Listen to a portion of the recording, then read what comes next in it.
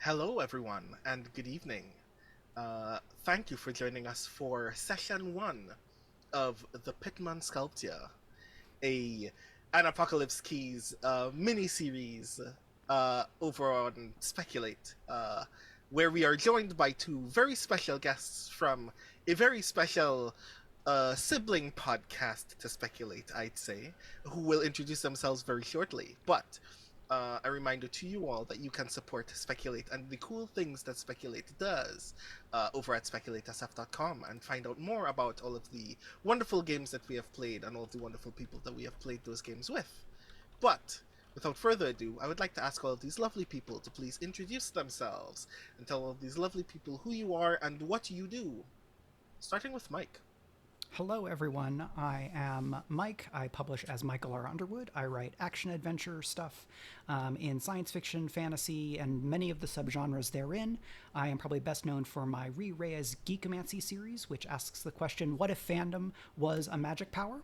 I am one of the three co-hosts of Speculate here, and I also am a game designer as of last year, and a professional GM, and a professional, well, I gave papers on superheroes at academic conferences, and I'm going to bring that energy today.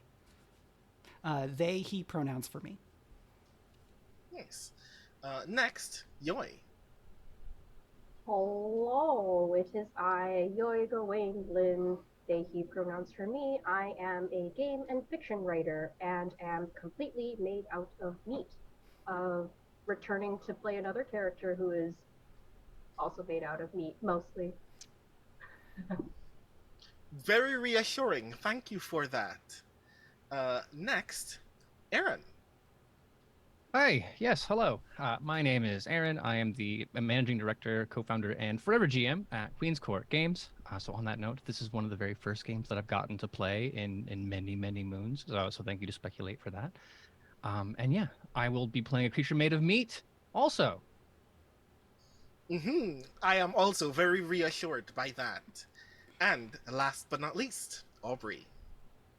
Hello, I am Aubrey, and I am the technical director over at Queen's Court Games, and I am also the GM and co-producer at Goblets and Gaze. And I will be playing a character made out of fire in Bad Decisions. I am more reassured by this fact.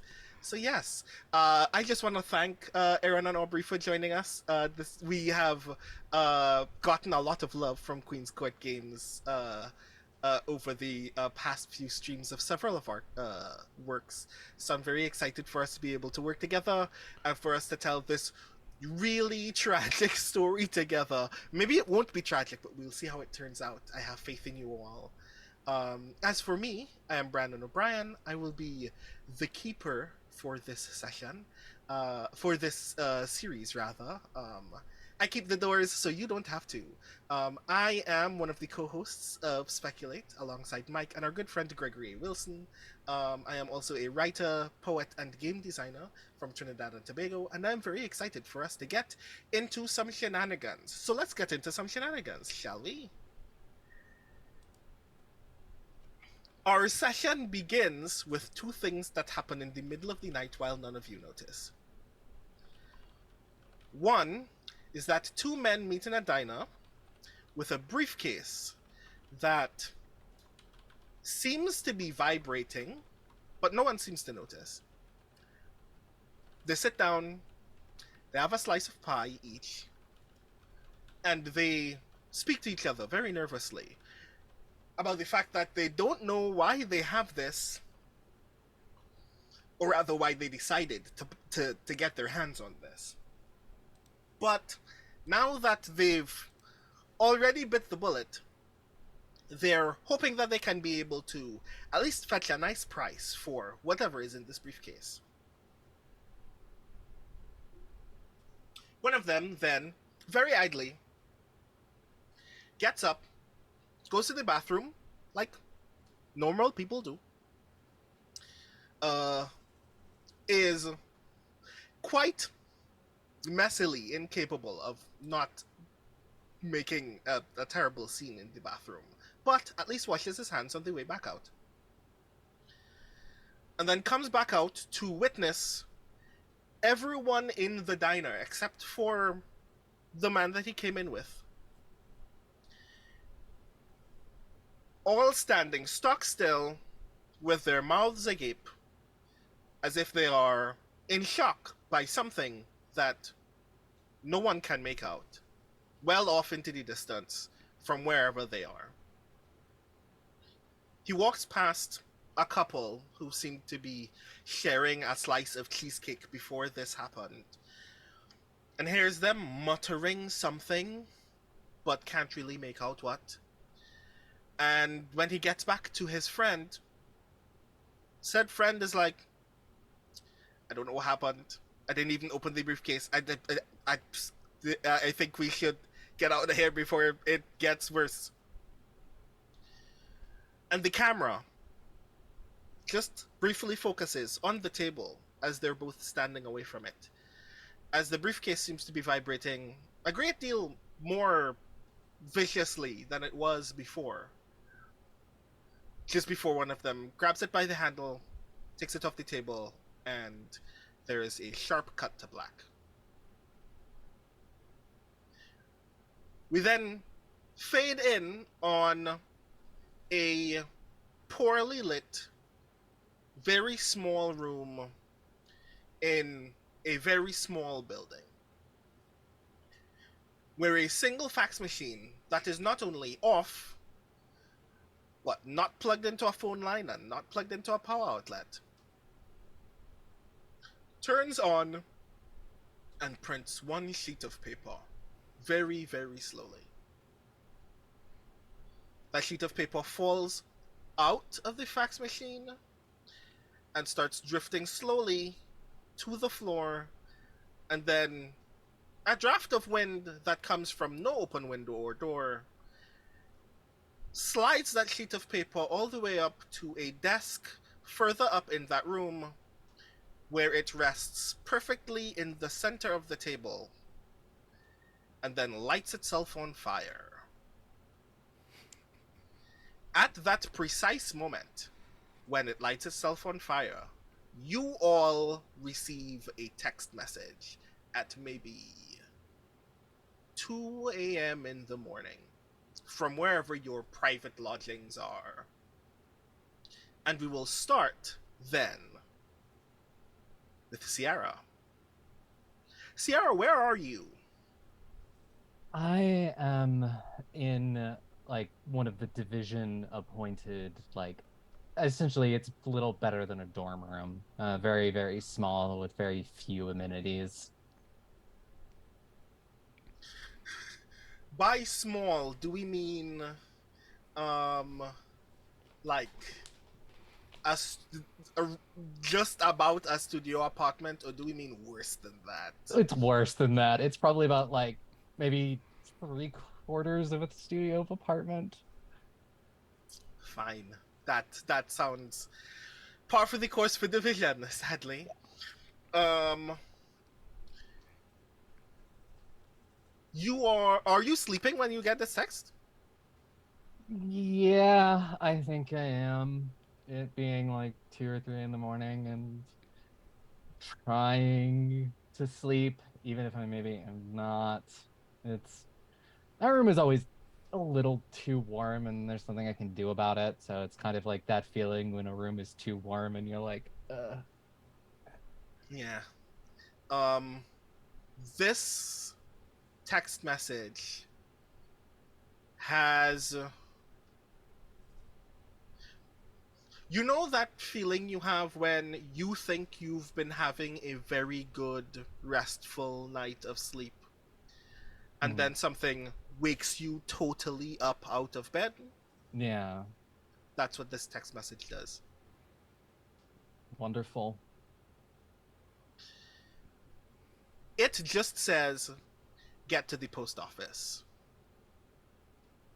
Definitely think for a moment about just, I don't know, putting the phone underneath my pillow or something and trying to go back to sleep, but I know it's not going to stop. And that I don't want someone banging on my door in an hour and I don't show up. So Mhm. it's kind of the Just a long groan as I roll out of bed and try to find clothes that are not filled with holes or dirty, hard. Yeah. Fortunately, because you're in a division dorm building, there is a shuttle waiting for you to take you to the post office. So once you get dressed, transport is no issue.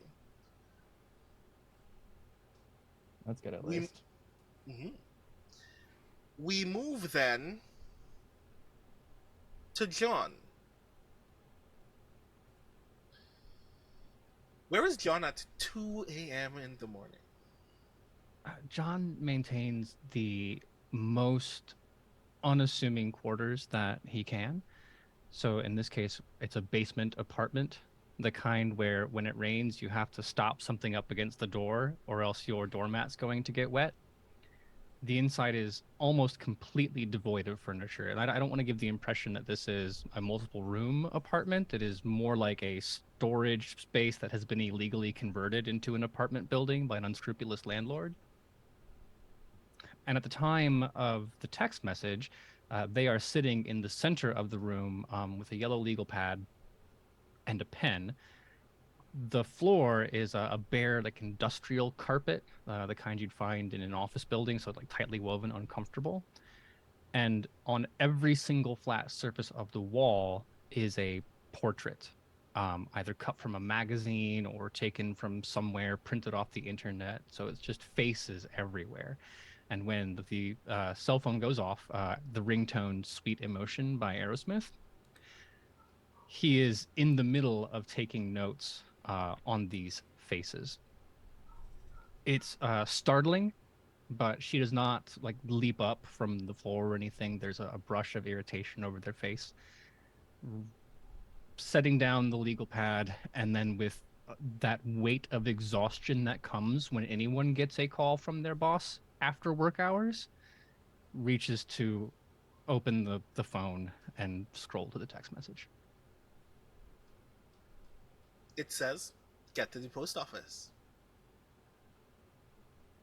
Somewhere out in the universe, there's a Foley artist who wishes they could record the sigh that lumbers up from the depths of irritation that pour out of this person's mouth. But it's division. It's for the better that Jane does not have anything else to pay attention to. So they rise up from sitting cross legged on the ground, already dressed for business, very long black jeans, wearing like a skater hoodie, so thin fabric, but enough to cover all the limbs. Walks towards the door, pausing to grab a pair of gloves, not nitrile or what's the other plasticky word I'm thinking of? Latex. Hex. Nailed it. Um, but something thinner, made of fabric. Walking out on the street, looking very much like a very too old emo boy, but that's a problem for future John. Mm-hmm. It is very late, but you notice that a taxi is coming towards you from up ahead. Do you take the taxi? Division works in mysterious ways, and I learned very early on in my career that it was best to not try to second guess them because then you just end up being chased around New York City by a taxi, and then your boss writes a really angry memo about how you were late because of that. Paranoia was one of the things that John had to kind of push out of their system. So, taxi's there, don't believe in coincidences. Without exchanging any words, I will slide into the back of the taxi and then just assume. Mm-hmm. Uh, you get into the taxi and you notice that everywhere that a an advertisement or some otherwise innocuous piece of text would be in this taxi has now been replaced.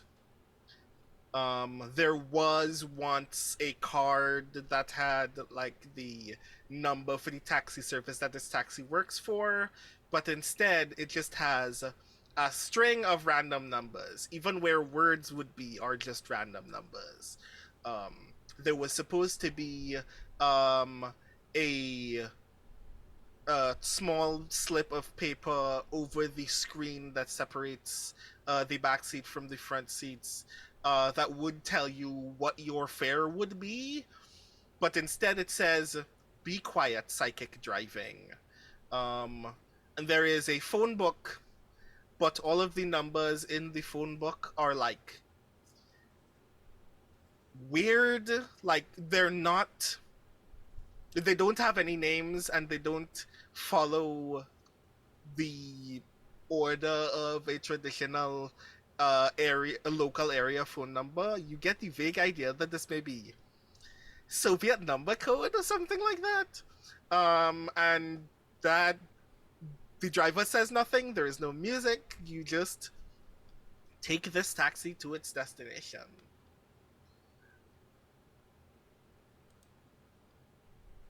Hamaliel, where are you at 2 in the morning? I am on the roof of my apartment building. I am looking at the stars from whence I was made. It is good. Are you looking for something in particular? Peace. But I know I am not going to find that, so I'm just looking for beauty, which I know I can find. Okay. The night is warm, but not unbearably so. The sky is dim, but the city sky is always dim. And you're very good at still finding 1 or 2 stars in the midst of that. Almost as if you are not so much looking for them as reminding them where they are in the sky and being reassured by them. And then your cell phone rings. Oh. I examine my cell phone. Ciarra taught me all about cell phones. I'm very pleased to deploy this knowledge. You have a brief moment where you're just kind of idly glancing at the phone like it's a piece of art, and then you actually turn it on and read the text message, and it says, "Get to the post office." This seems like a reasonable thing. I go down to the apartment where I live. I go and I get my coat because it is important to have your coat when you're going outside. I get my phone, my wallet, and my keys because that is very important when you're going outside. It is important to note that I have plans. Yes, I do. I have plans to ask Tempo to live with me. For you see, this apartment building is apartments that are made for 2 people or more.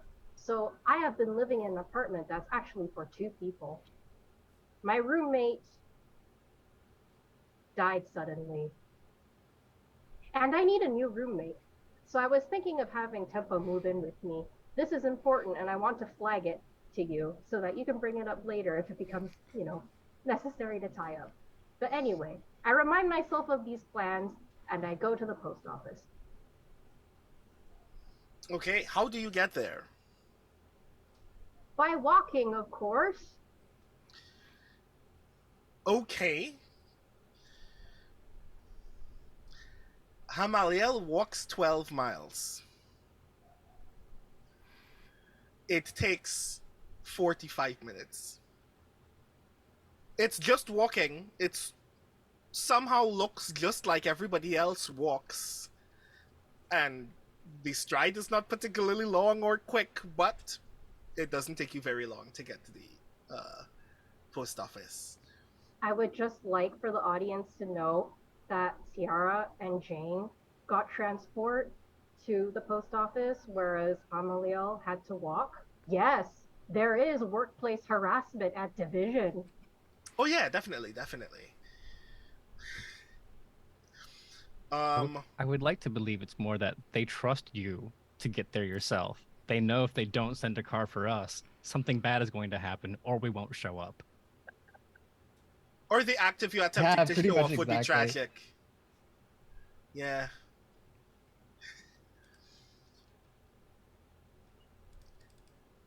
Tempo, where are you at 2 o'clock in the morning?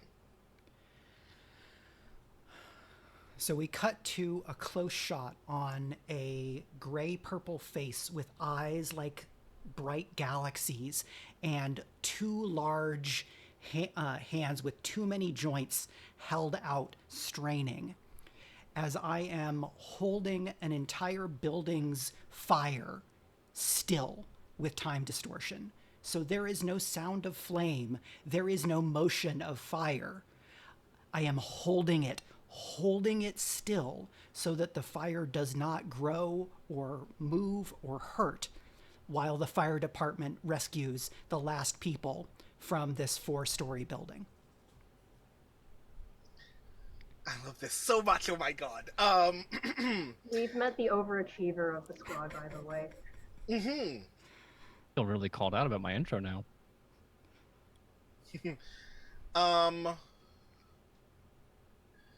Two. Do we notice two firefighters come out through the downstairs entrance, holding each holding like a severely smoke inhalation afflicted older man or woman, each in their arms as they come out. As this is happening, a small calico kitten leaps out one of the windows right next to where Tempo is holding the flames, onto Tempo's shoulder. Just at the moment in time when one of the firefighters gives you the thumbs up to let you know that there are no more individuals in the building. So I turn to the cat and say, "Hello, small soul. What truths do you know?"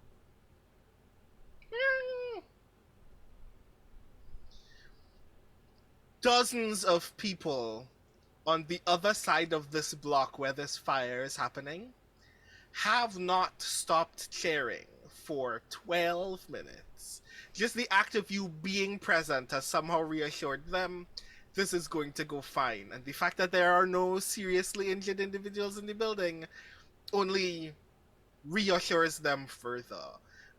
As the two firefighters are putting their last survivors into gurneys to be taken into emergency ambulances, both of them stop, turn to you, and salute. No one has started putting the fire out in the building yet. Everyone is focusing on you in this moment when you get a text message on your phone. You may now cease the fire.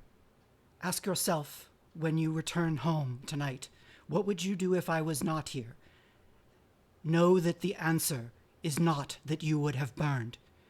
And they kind of release the control and fly up to the top of the building where they will answer the text. Everybody clapped. A young woman starts crying uncontrollably.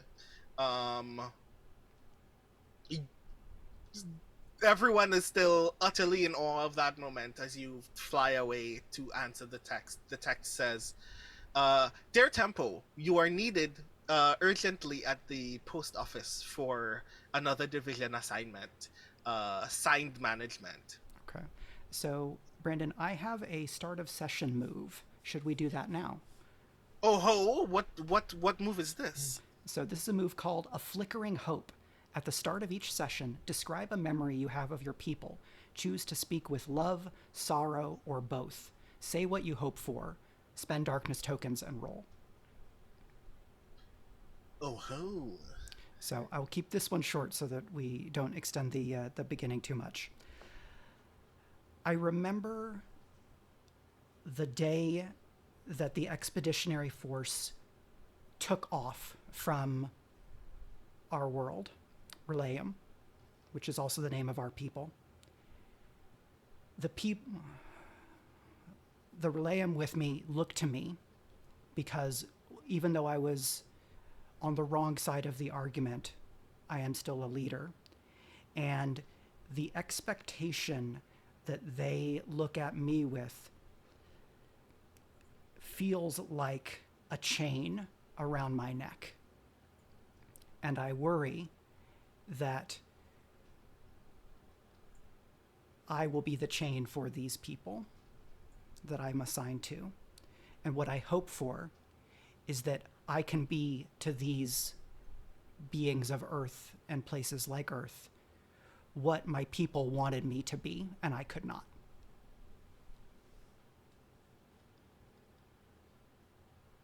And I don't have any darkness tokens, so I guess I just roll. Mm-hmm. So that is a 7, which is a full miss.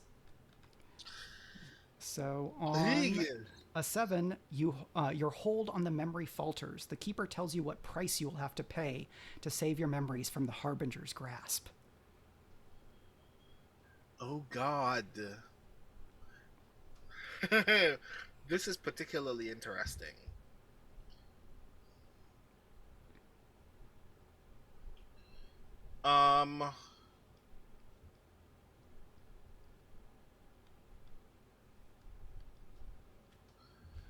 As you are observing this dream,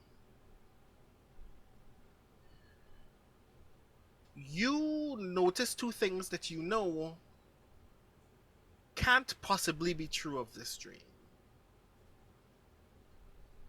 One, in this memory, the landscape of your home is utterly decimated. Plants are dying. Animals are decaying on the earth behind you. The earth is cracked with drought. It vaguely, in your memory, feels hotter than it's ever been on this planet. In ways that you can only parallel to Earth temperatures. Second is that a close relative is standing right before you in this memory. And as you look at them, the shade of their skin changes. For no real reason, they start to resemble a human more than they ever should. And that's how you realize, wait, that's not how this, something's wrong here.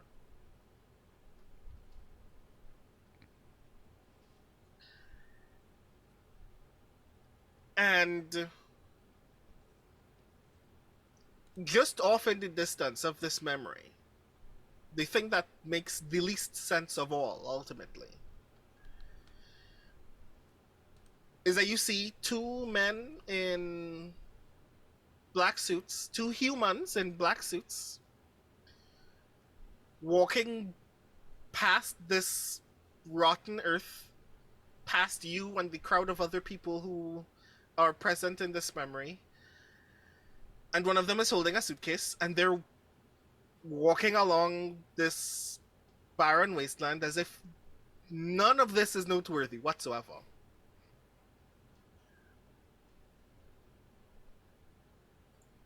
Does that strike you as odd? I think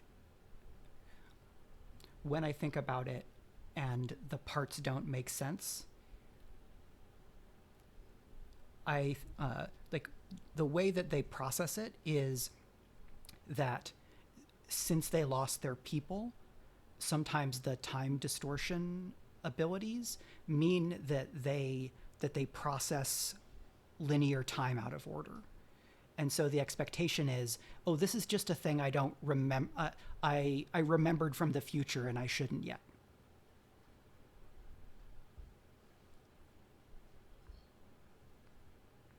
This fluctuation is a kind of emotional thing that happens with your people a great deal. It is a kind of lack of control over the constancy of time. If it keeps happening, your ability to tell what time you're interacting with at any one moment may become warped. You may have to, in order to not only maintain your grasp on your own abilities, but to reconstitute this memory more solidly, you may have to very briefly not interact with time for a bit. That means not necessarily limiting your ability to engage with your powers, but literally not noting what time is around you for some time. Which is obviously difficult in a place where being punctual, the noteworthiness of a particular event in time, etc., may be particularly complicated. It's a very weird ritual to have to perform among humans, but for the purposes of reconstituting this memory, you may have to. Yeah, it's like a time sense version of Don't Think of a Pink Elephant. Mm-hmm. But when my attention returns from this memory, I look in the direction of the post office, and you can see that the kind of superhero cape that I have, which, unlike my bodysuit, which is silver, the cape is the same kind of bright nebula sparkling color as my eyes, but it doesn't wave in the wind right. It waves in the wind backwards in time, and then I zoom flying off to the post office. Cool. Nice. Um, you all arrive at the post office. Tempo, you arrive uh just about last, like just a couple minutes after everybody else does. And as you arrive, you are the only 4 people here. I was probably one of the first to arrive. I don't think that the division is that far away from the post Yeah. office, and I kind of found a spot, like an empty counter or whatever, and I've sort of posted up, just sort of like laying on it, waiting for everyone else to show up because I've done this song and dance before. As the second person who has an automobile at their disposal and who is not waylaid by a burning building, I suppose I'm the next one in the room. Seeing Ciarra, the first thing that happens is I walk over with a different notebook and pause a couple feet from you, flipping through the pages until I find the right one, and then hold it up next to your face, looking back and forth before nodding. I think you would actually know this, having spent time with me, that the notebook is full of either drawings or portraits or pictures of people, and that I have just compared the face that I see in front of me to the face that is in the notebook that has your name on it. You'll get the like kind of an acknowledgement nod and kind of like a peace sign or whatever, just like I'm here, you're here. The world's in danger again. It's Tuesday. It's also worth noting that before entering, Jane would have pulled the hood up all the way and is wearing a white Volto mask that, aside from when you found me, that's the bond that Ciarra and Jane share. You have not seen my face since. At any time we are together, there's always the mask involved.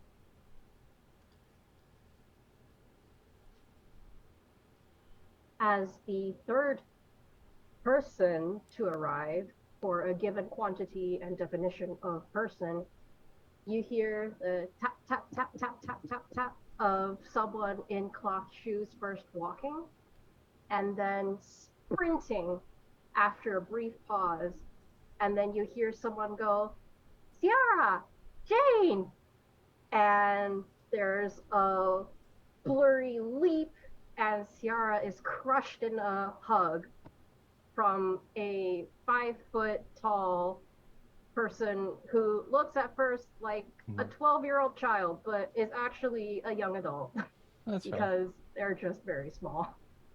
Fair. And it's just like the kind of like noise that you make when you hit in the chest real hard, and you're just like, I see you too. And you'll feel it, Ciarra, is the normal, like, have you ever touched somebody who like obviously has a fever?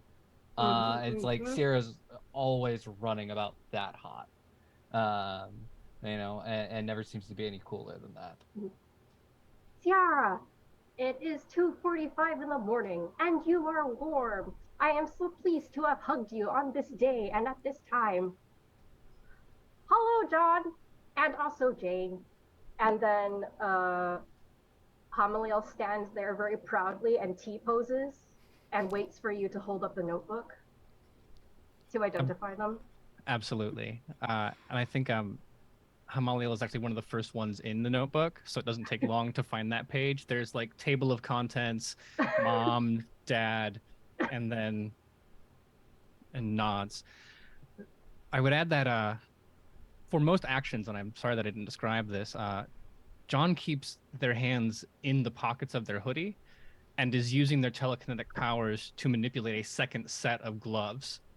So you see like two disembodied hands that are holding up the thing, or like holding up the pamphlet of faces, while his actual hands are just tucked into the hoodie. After doing the T-pose of identification, Hamaliel goes, the hugs would like to come for you as well. May I hug you? There's one. It ends up being a multi-limbed experience because Jane's hands come up in the absolutely not gloved posture, but the telekinetic gloved hands will do their best to effectuate a hug. So it feels more just like being patted down by two disembodied Mickey Mouse hands. Hamaliel has accepted this is how Jane hugs, so that's fine. And then after that, they bounce up to, I guess, a mailbox and hop onto the mailbox and sit on top of it and just kind of swing their legs. Also, I have a start of session move, but now feels like a pretty good time to do it. Oh ho, what is this move? The move is called My Hands Around Your Heart. Yours is a power that was never meant for you alone to bear. At the start of each session, choose another PC to be your heart and share the burdens of your power with. Say why you hope they will save you from what the darkness demands. And I think I'll choose Hamaliel as just sort of say how they will save me is by reminding me of the things that reminding me that not everything is horrible and world-ending. But there's still like some light out there, even if this light is from an eldritch being. Hamaliel will gladly accept this burden. And then there's things that it does later on if like those ever come up.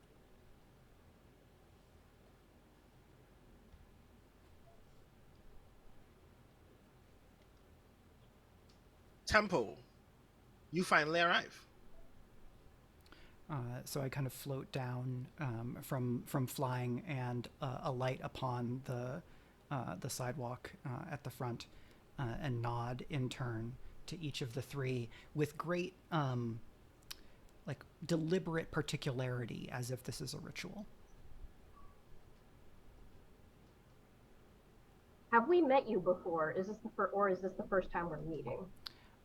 So with my bond selections, I know Ciarra at least in some way, like we have history, and but that might be the only connection. So maybe there was a mission we were on previously, not being on the same team. If that's cool with you, Aubrey. Yeah, it's more than cool with me. Okay. So yeah, like you already mentioned like asking Tempo to be roommate. So it seems likely that y'all would already have known that I was going to be added to the team.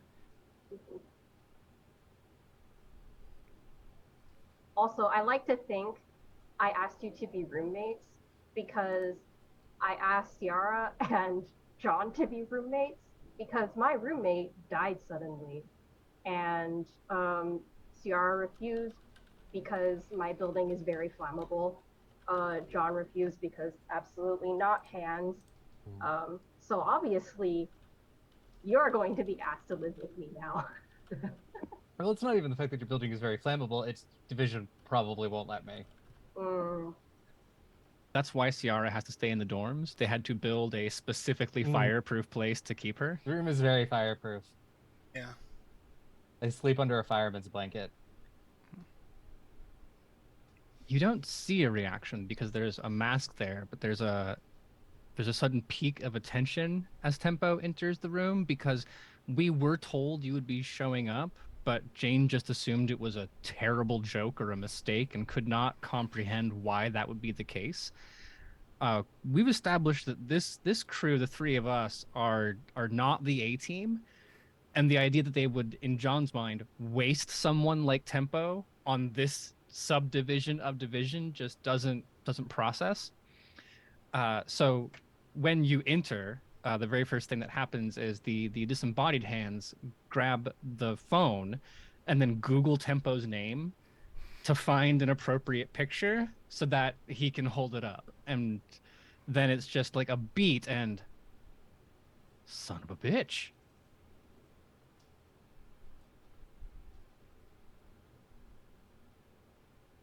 Hamaliel looks over to John and says, "That's not a nice thing to say," and waves at Tempo regardless, and goes, "Hi."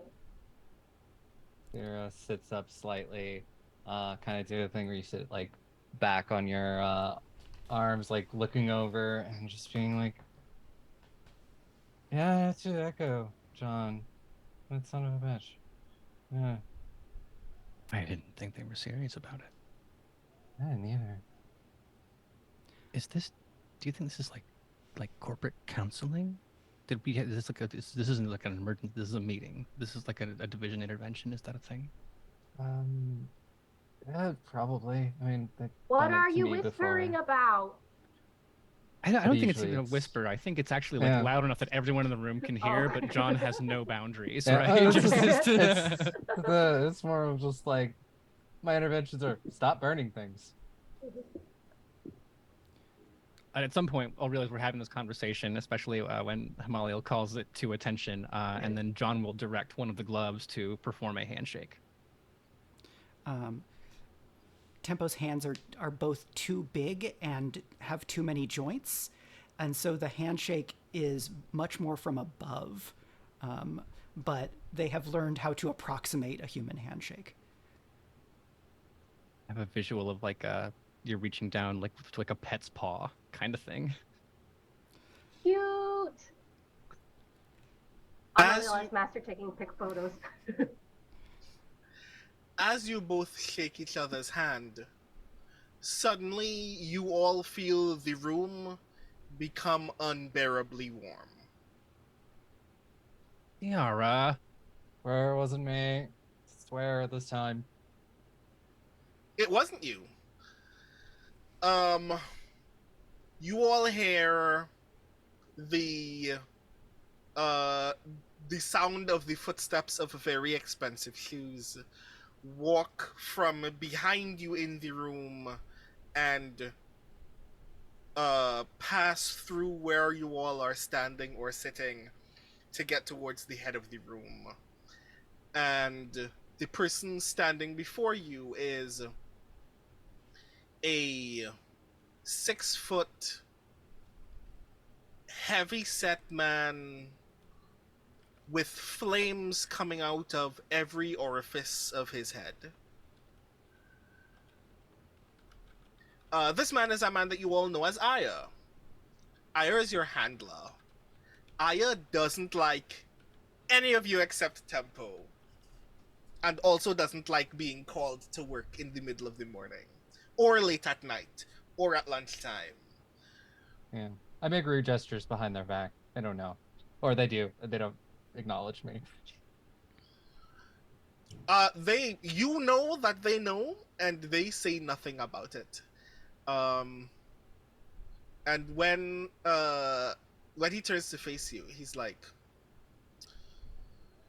"So, of all the teams in all the world, I still have to put up with 3/4 of this one. Good morning, everyone." Morning. The best part about having two sets of hands is that John can do a slow board jerking off motion with his hands while also doing boo-hoo with his glove hands. Very clever, Jane. So let's be quick. Aya snaps his fingers, and a sheet of paper reconstitutes itself through flames in his hand. It has the official watermark of Division. Division does not have a logo, but the logo of the organization that should be on this sheet of paper is that of the Vitruvian man bisected by a faceted diamond in the center, with the letters IVIS carved into that diamond. And the document itself seems to be a pre-briefing of a potential case. Since no one gives you this via text, I guess my job here is to read it to you all, so I can trust that you all have been given this information and will not abscond into the night with some other ulterior motive. So I'm going to do that. I'm going to read what's on this piece of paper the one time, and then I'm going to leave. And if any time between now and tomorrow night I learn that any of you have lit anything on fire or wiped someone's memory, I'm gonna be more of this. And he gestures to his head, and more flames come out of every orifice. But I don't want to do that, because that is, according to you all, annoying or some bullshit. So I'm gonna trust that y'all can be adults and actually fulfill a case this time, so I can just go back to sleep and not have to think about any of this. Capiche? Thank you for telling us your hopes and dreams, and then reading a paper to us and then leaving. We'll do a good job.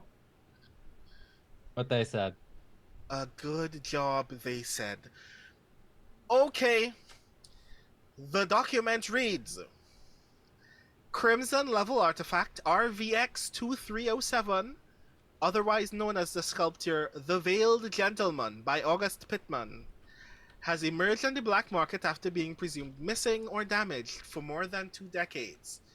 Aya snaps his fingers again, and on the desks behind or beside you, reconstituted through flames, are dossiers that include one glossy photograph of a very ornate pewter sculpture that looks like a very well done carved what looks like a sheet of cloth, but you know that this is cut from stone, but it looks like very convincingly like a piece of cloth thrown over what you can only imagine underneath is a top hat, a very sharp jaw, a very sharp shoulder, and then it just kind of disappears underneath the rest of that. And Aya continues to read. Operatives have monitored its resurgence up to several days ago, where an alleged sale of the item has reduced our leads. Simultaneously, psychics have observed increased activity from rival organization, the Beatographs. He snaps his finger again, and a single sheet of paper appears next to the dossier. That is a like 3 or 4 paragraphs of text about a faction known as the Beatographs that you can read at your leisure. Aya continues to read.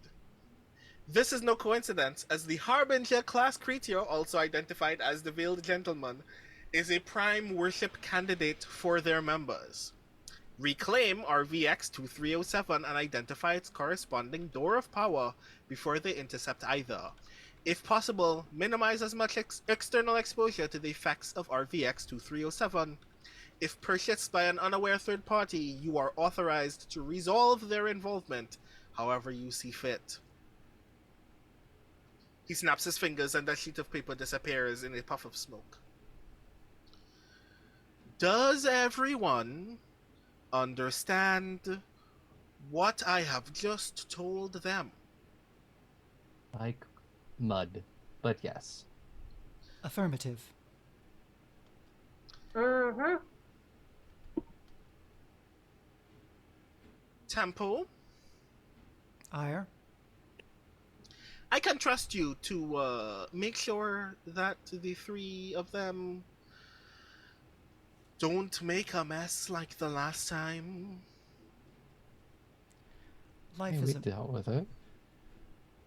I've found that human life can be quite messy, but you may ask yourself what success looks like and dream that into being through action, and we will do the same. Tempo, what does that mean? Allow me. We've got it, Chief. Yeah, Ciarra cackles a little bit at that. Just glove hands and head in hands. Hamaliel applauds. This is the mastery of human customs that they wish they had. Ciarra and John, you can make sense of what this looks like when you see it.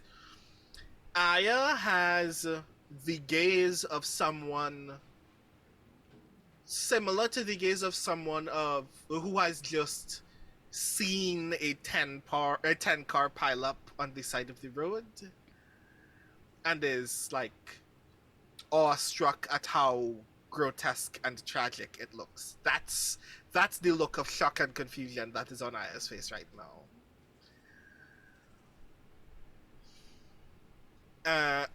And then Aya turns to Ciarra.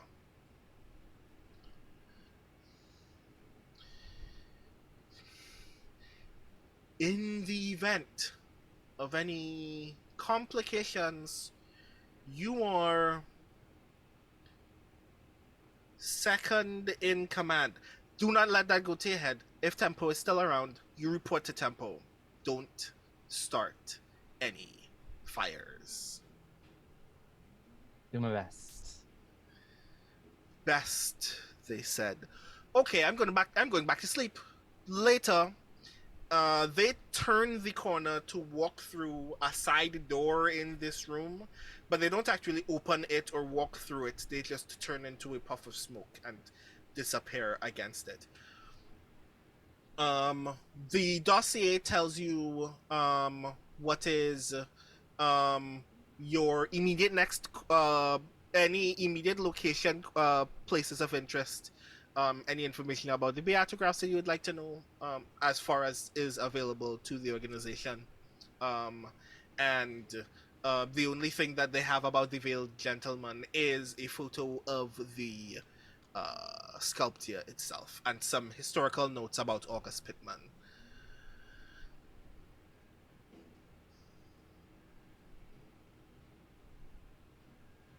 I'm not going to move first because, yet again, fire and paper don't always mix so well. So I'm going to wait for one of the more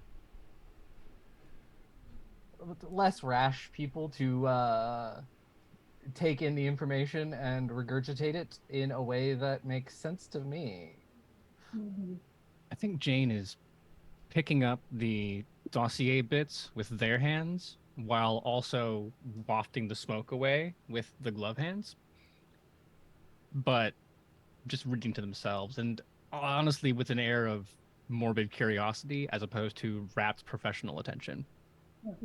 I have taken the remaining documents and, uh, kind of like at a restaurant when you share a menu, I am sharing the rest of the documents with Ciarra and Tempo because John seems to be very buried into those documents. So no menu sharing for John. So if anybody wants any additional details that are present on those things, you can let me know and I'll state it. So he said that the sculpture reappeared. What does this mean precisely? Reappeared. A great Um, question. We live in a fantasy world. I'm not. Just. mhm. Did we What are cut the open limits some? here? Yeah, exactly. Um,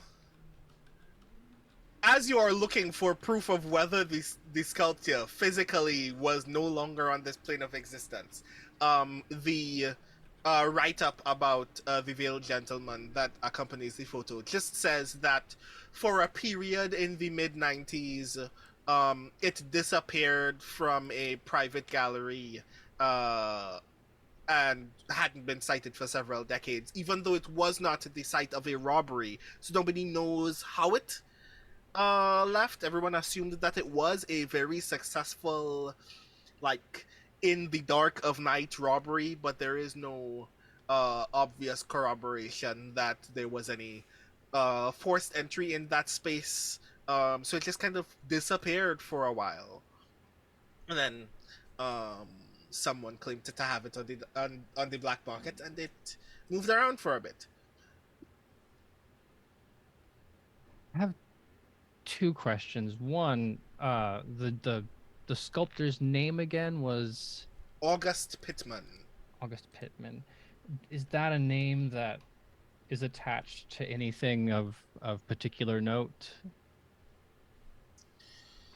Are, Um, are they like an especially well-known person for good or bad reasons? Are they an exemplar of the style, or is it just like another sculptor? Pitman, August Pitman, it was known from the 70s to the early 90s as a very prolific um, phys- uh, physical materials artist. Like he didn't really consider himself a sculptor until um, the what is typically known as the Gentleman series, even though none of those physical sculptures share any characteristics. Um, but was very good with lots of mixed media, large object pieces um, throughout the 70s and 80s. Was very well known for making what a lot of art critics would note as and one art critic literally referred to it as, quote, abstract recreations of very clear realities, by which a lot of those critics mean even though his work was very uh, postmodern in the creative sense, they were also very legible in a way that was incapable of description. Like, you could look at one of his works, and even though you know that is very abstract and avant-garde, you know what the theme is in a very clear sense without requiring much explanation. And that was what he was very good and very strong at. And that's what makes the Gentleman series so much more curious, because the Veiled Gentleman is one of four pieces that Pittman made very late in his career after no longer making any work, um, being placed into hospice care in the later years of his life, and then passing away of natural causes, that have no immediate observable thematic connection to each other, to his previous work, or any obvious thematic value to an audience in the way that his earlier work does, and that's what makes it even more valuable to a lot of people. That this is when Pitman was weird, and as a result, the Veiled Gentleman was very prized, in particular, for collectors, even before its disappearance from that one gallery, and was on sale on the black market for six figures or more, escalating very high in price in that um invisible auction on the dark web for similar reasons. And then the brief mentioned that it was a high value or high likely object of worship. Does it elaborate as to why that is, or is it just the thing in this universe that sometimes people form cults around statues and things happen? um I thought it was the figure of the veiled gentleman that was an object of worship, not the statue itself. Did I misunderstand? you are correct. Okay.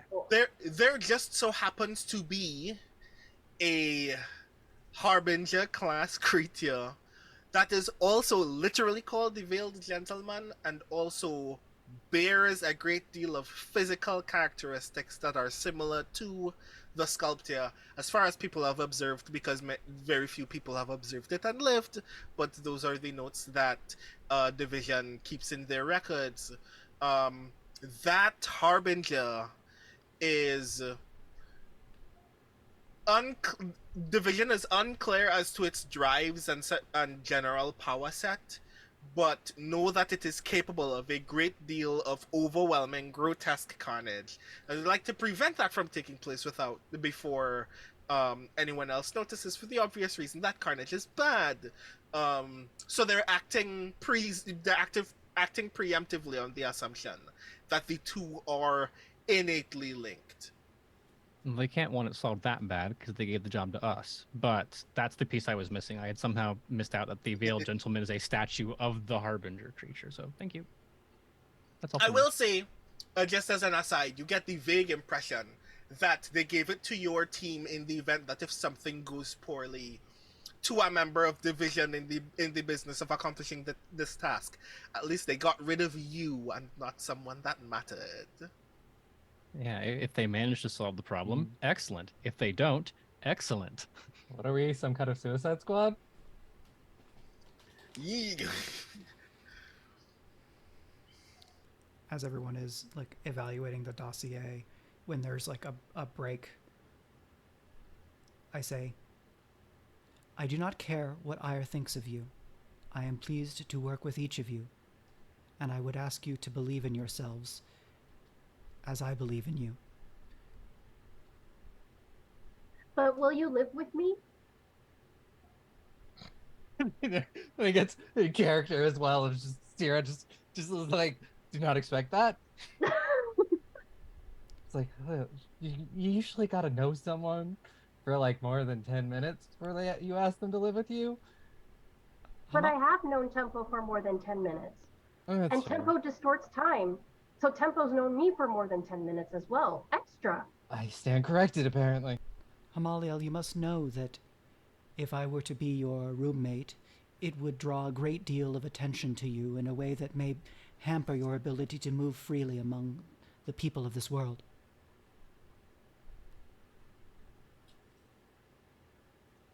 Ire called me stupid once. I'm not really sure what that means. And I'm not really sure what you mean either. But I think that's a no. Is that a no? We should speak on this more later once the case is solved. Okay, that sounds good. Where do you think we should begin our investigation? And this is asked to everyone. Can I inject with a move, Mike, with your consent, since it involves a player thing? Yeah. My base level move is you can't hide your heart from me, which allows me to read the surface thoughts and the strongest feelings of those around me. Mm-hmm. And I know that I know what Ire's deal is. I don't know what Tempo's deal is, but I have heard my entire life that positive, all that kind of motion. And I want to see as you're interacting with the other two, like what's really going on here so that Jane can set her expectations. Sure. Um, is that something where you have to roll, or is it just a you always know? It is. I can like, sense surface thoughts and feelings always, but if I want a specific question, I have to roll. I also don't have any darkness tokens, so I apologize in advance if something goes wrong. On the off chance something goes wrong, so that's a full miss. The darkness within you takes hold and will break the mind and heart of who you were connecting to. The keeper tells you what price you must pay to save them from the worst of your power. So I visualize this as not having a full appreciation of like the force of Tempo's being, and a bit like when you reach out to touch a fence that you don't know is electrified, and then that reaction sets off like the backlash. Right. Yeah. Like, Okay. I almost imagine that as like uh, a snap zone feeling of like falling into infinity of their eyes. But then like there's also the gravity on Tempo, right? Because of the impact, unless you do a thing. Right. So there is a moment as you're attempting, like, to grasp this moment, trying to like understand more about Tempo. There's a moment when a voice in the back of your head goes, "Wouldn't this be a nice pawn?" And no one else notices it because you're wearing a mask, but you are briefly no longer in control of your muscle movements when you notice that you are grinning just a little bit.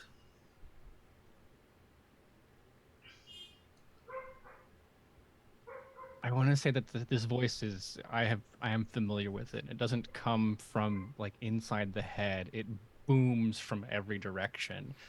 Like like imagining that you're just this tiny person inside someone's mouth as they speak, and it's cavernous and everywhere. Uh, and there's this paralyzed nothingness that just stop. There's no John tends to engage in a little bit of tomfoolery as a performance of being engaged, and in this case, everything is just stopped. And I think that would include the gloves. So the first indication that anyone else has and that has gone wrong is that the gloves have fallen from the air and landed just smack loud on the floor. Mhm. It is possible for you to just recover from this moment. But you've heard that voice before, and you know that voice is very insistent. And you know that voice is obsessive, deeply focused, in a way that it is very easy for you to overcome with your will as it stands right now, but only if you never look at Tempo or say Tempo's name for at least the next hour. For my clarification, does that include like, are we saying not to reference them at all, like including pronouns and stuff, just so I know the rules to play by? Pronouns are safe. Okay.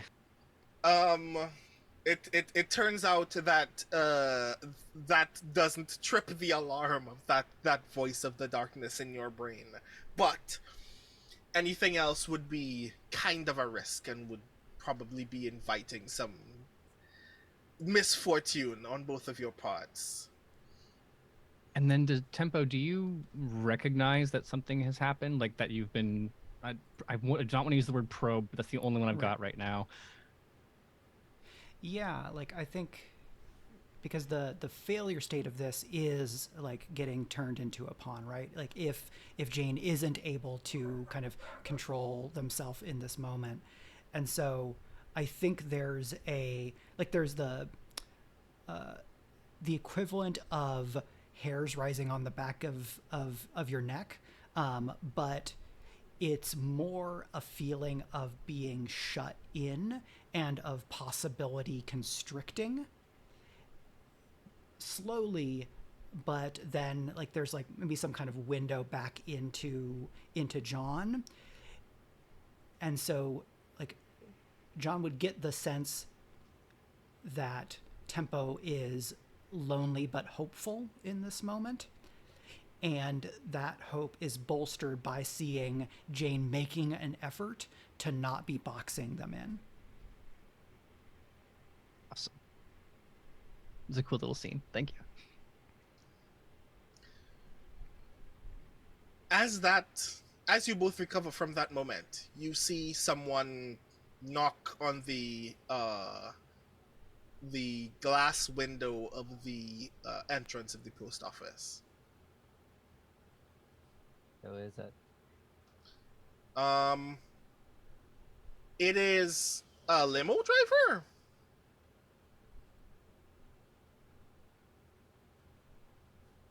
Someone's pulling out the stops for this. The limo driver very awkwardly opens the door and goes, apparently I'm supposed to drive all of you out of the state? And with that, we're just going to take a very brief break. When next you will see all of these lovely people, they will be on their way to a very awkward scene. But before that, we're going to take a 10-minute break. A reminder for everyone who is watching this that a break for us is a break for you as well. So please take this moment to take care of all of the things that you need to take care of for your own body, and we will be right back very, very soon with more of the Pitman Sculpture.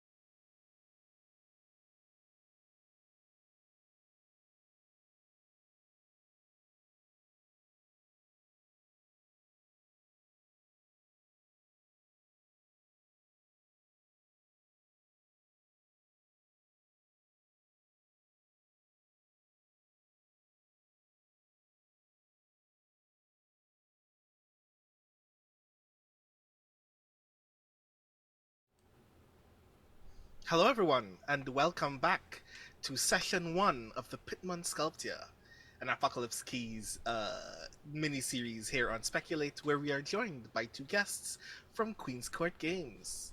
Uh, where we last left off, our wonderful middle-of-the-road team from Division has now been given their initial task, and while gaining more information about the Veiled Gentleman, a sculpture by August Pitman, and the weird circumstances upon which it has resurfaced in the public, a limo driver let them know that he was waiting outside for them. Yeah. Just look at everybody else and just be like, for once, I think we're traveling in style. They've made such a mistake. The gloved hand just reaches up and points at Tempo and says, "This you?" I did not commission this vehicle. And I look to the driver. May we know the patron? I don't know anybody's name. I just got this card, this address, and was told to bring this limo and 4 pressed suits. And he hands you a white envelope that has already been opened. The envelope is embossed with the logo that is not the logo of Division. And inside is a card that is similarly embossed, that just has a location and a time. That location being an address in LA. You are, for context, in a 20 square foot prefab building on the edge of a highway in the Midwest.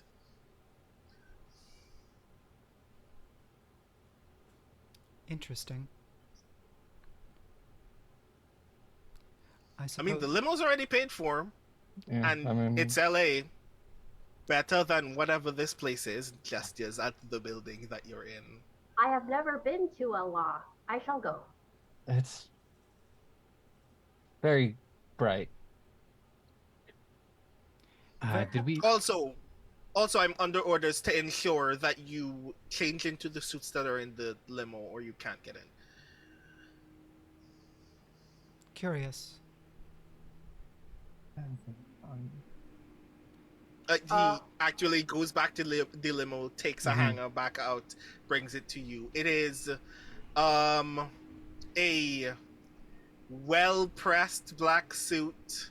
The one that is presently in his hand looks like it would fit Ciarra perfectly, and it has a silver pin on the lapel that looks like the logo that is not the logo of Division. I feel like he did this on purpose.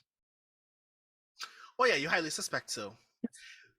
It is either because the company wants Tempo to look as professional and deliberate and inviting as possible as a member of the organization, or to punish the rest of you in particular because you actually have style. I feel like this is a both situation, two birds, one stone. Yep. But John is also not the type to mess around. Understands the cage that she lives in, so just gloved hand picking up. I assume they are sized appropriately for all of us. So there's like a giant muscle-bound Tempo one, and then descending from there.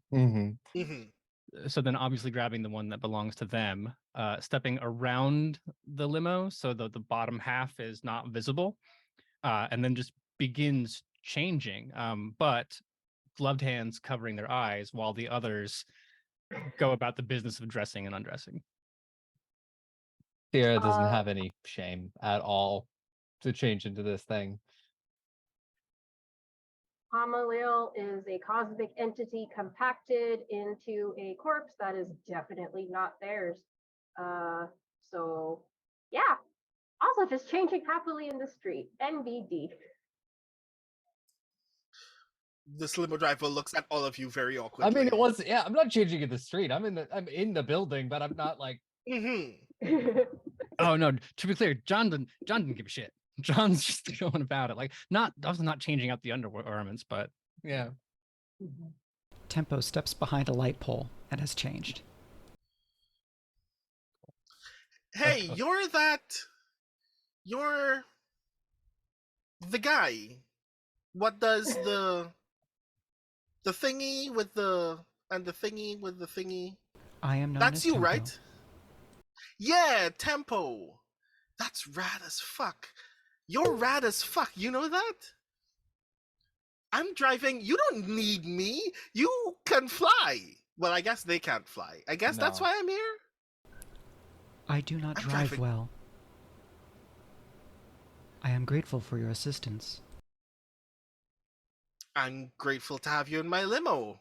What's happening in LA? Where are you? Is it one of those like fancy? Is that where the Society of Humanity meets to do its like superhero thingies or whatever they call it? That information is best kept secret for your own safety. Right, yeah. I get it. Anyway, whenever you're ready, I'll do the thing. There's not champagne, they put water, but there are drinks in the limo. It's Fair. gonna be a while. Alcohol doesn't agree with me. So say we all, friend. Anyway, and he gets in the driver's seat in the limo. Here. Oh, sorry. You can go first. Hamaliel hops around, and it's kind of obvious they've never put on a suit before because there's a certain way of tugging down things and smoothing things as you go so that it lays nicely. Hamaliel said earlier that they were a cosmic entity stuffed into a corpse that wasn't theirs. It's very obvious. So they technically have a suit on. It does not look good or respectful, but they're very pleased that they have achieved this. Yeah. Ciarra has not put on the suit jacket. Kind of has it like slung over her shoulder. It's, got everything else, the vest and everything. Not wearing the tie either. And has the like the sleeves of the shirt rolled up to her elbows. You can see all of the sort of circly, swirling burn marks that mark her arms. There is a brief moment when the limo driver idly turns around, catches a glimpse of your arms, and then just kind of very rigidly faces front again, as if obviously frightened by something.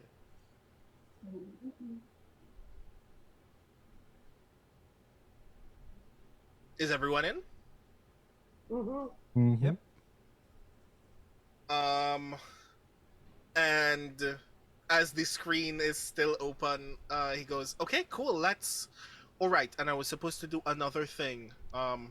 Gets back out of the limo, goes to the back of the limo, touches something beneath the limo, and then gets back into the driver's seat.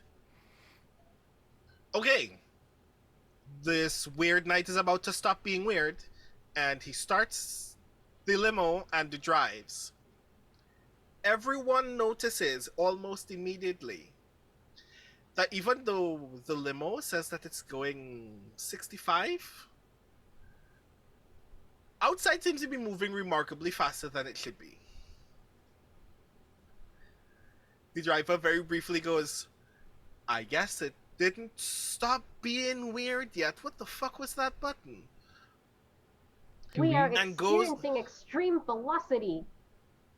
Yeah, do we feel as if it's going that fast, or is the interior like inertial don't. dampened or whatever? Yeah, it feels like you're moving at 65. The vehicle looks like it's moving at 65. So You are barreling out of the Midwest at breakneck speed. So, Brandon, is there a giant alien person sized seat, or am I kind of like awkwardly knees high, hands on knees?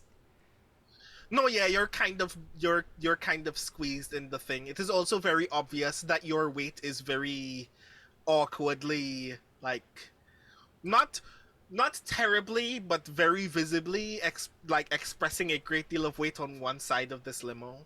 But it seems to be getting on very well, or at least moving so quickly that it cannot really notice exactly how much peril it's in. Um, it's also very weird that you're moving at this speed because you are on streets with other cars in them, and you are stopping for traffic without decelerating. But you are otherwise moving very quickly whenever you are not stopped.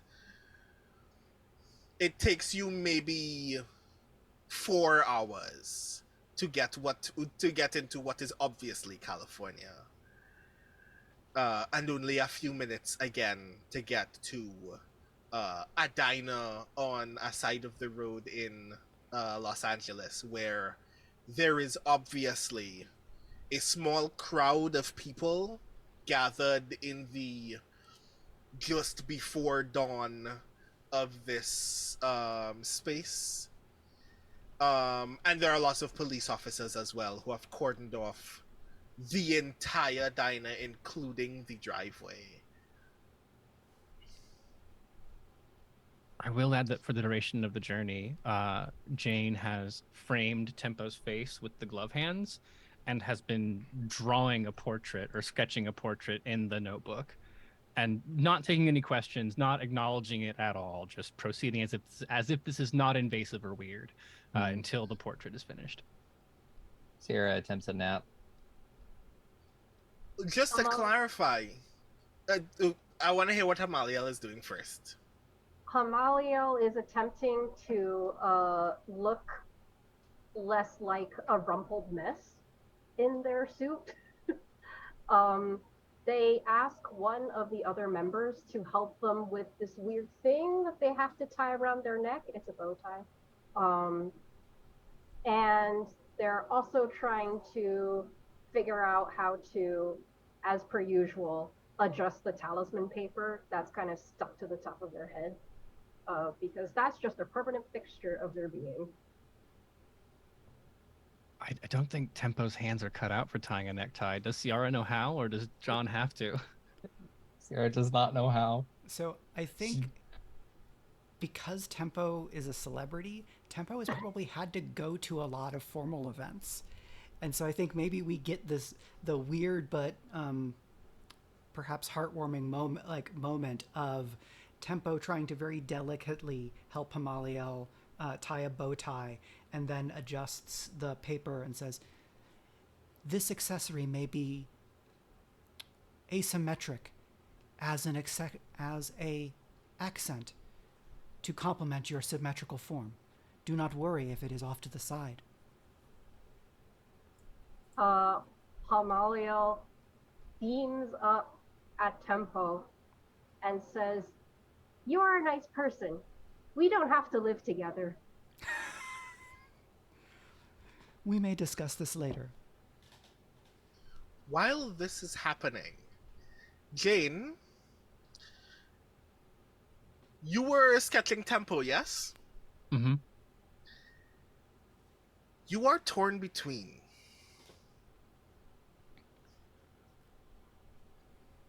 Oh, this is a move.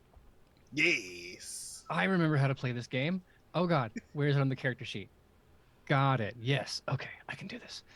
When you are torn between your monstrous nature and your human heart, I have to decide to either let your monstrous nature show and describe the damage your outburst causes, marking 1 ruin, describe how you diminish your power and conform to the pressures of humanity, losing all darkness tokens, or spend a bond with someone.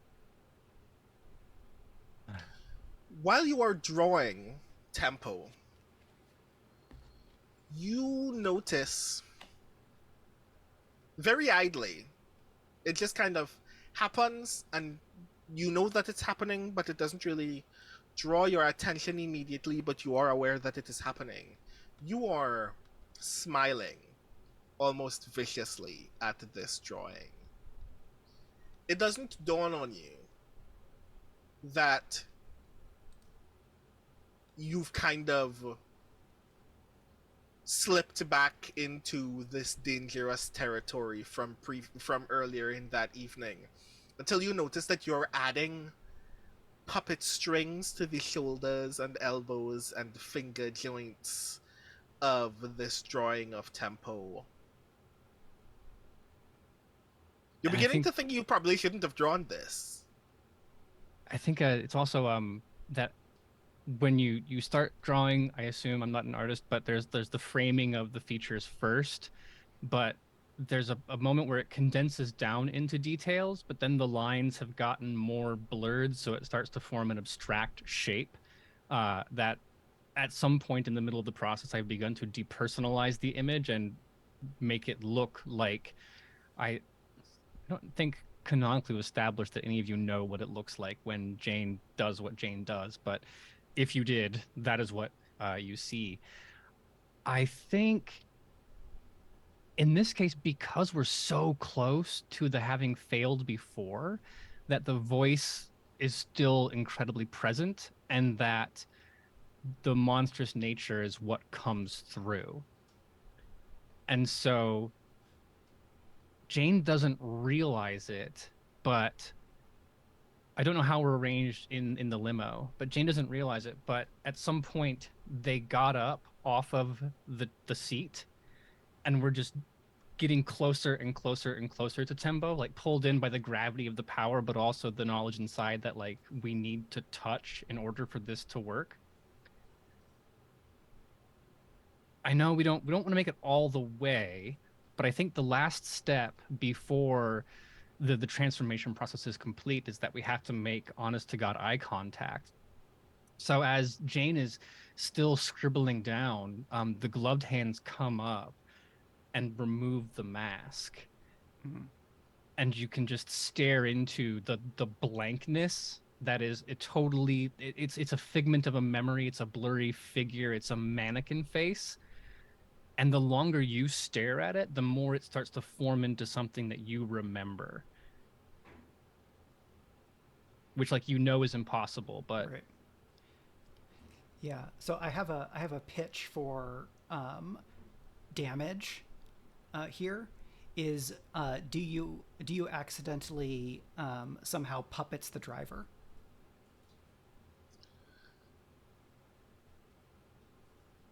I'm open to this idea. Brandon, what do you think? I mean, it's terrible.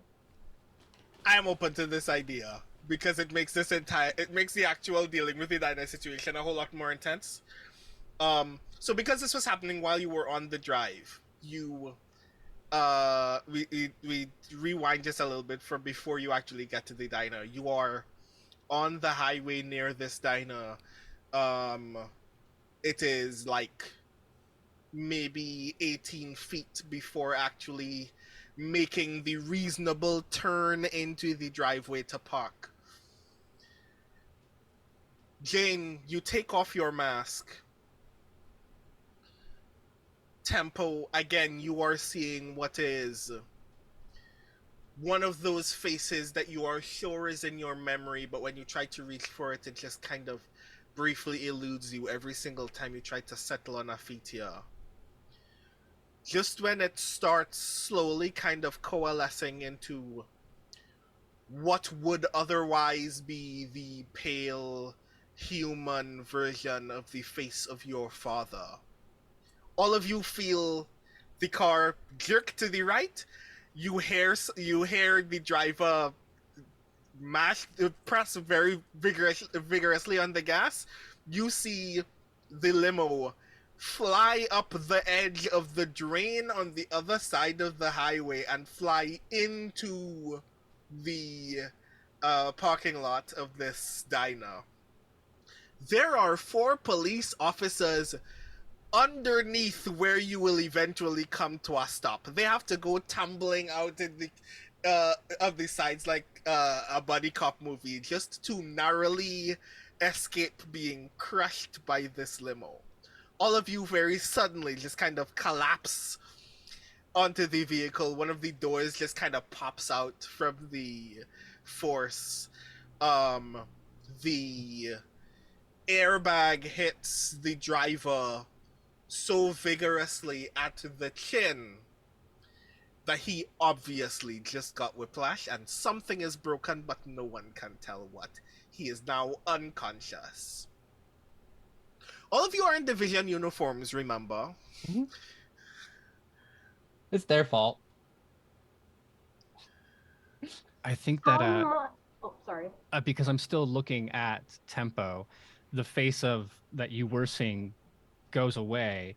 It is the face of the driver immediately, and then it absorbs into the mannequin shape like paint soaking into something, and then that's when Jane snaps out of it and is just scrambling across the floor for the mask in this catastrophe, and they have no concept of what's going on aside from, oh my god, I need to, no cops, no crash, no nothing, just instantly so inside of themselves. Mm-hmm. Remember to mark one ruin. Also, because you were not sitting down, you obviously got the worst of that tumble. But I was asleep. you're just above a human, so it doesn't really bother you. But you did get scrambled quite a bit. Hamaliel sits up and goes, "That was terrible. Is everybody okay?" Before anyone can reply, there is a knock on the passenger side glass by Tempo.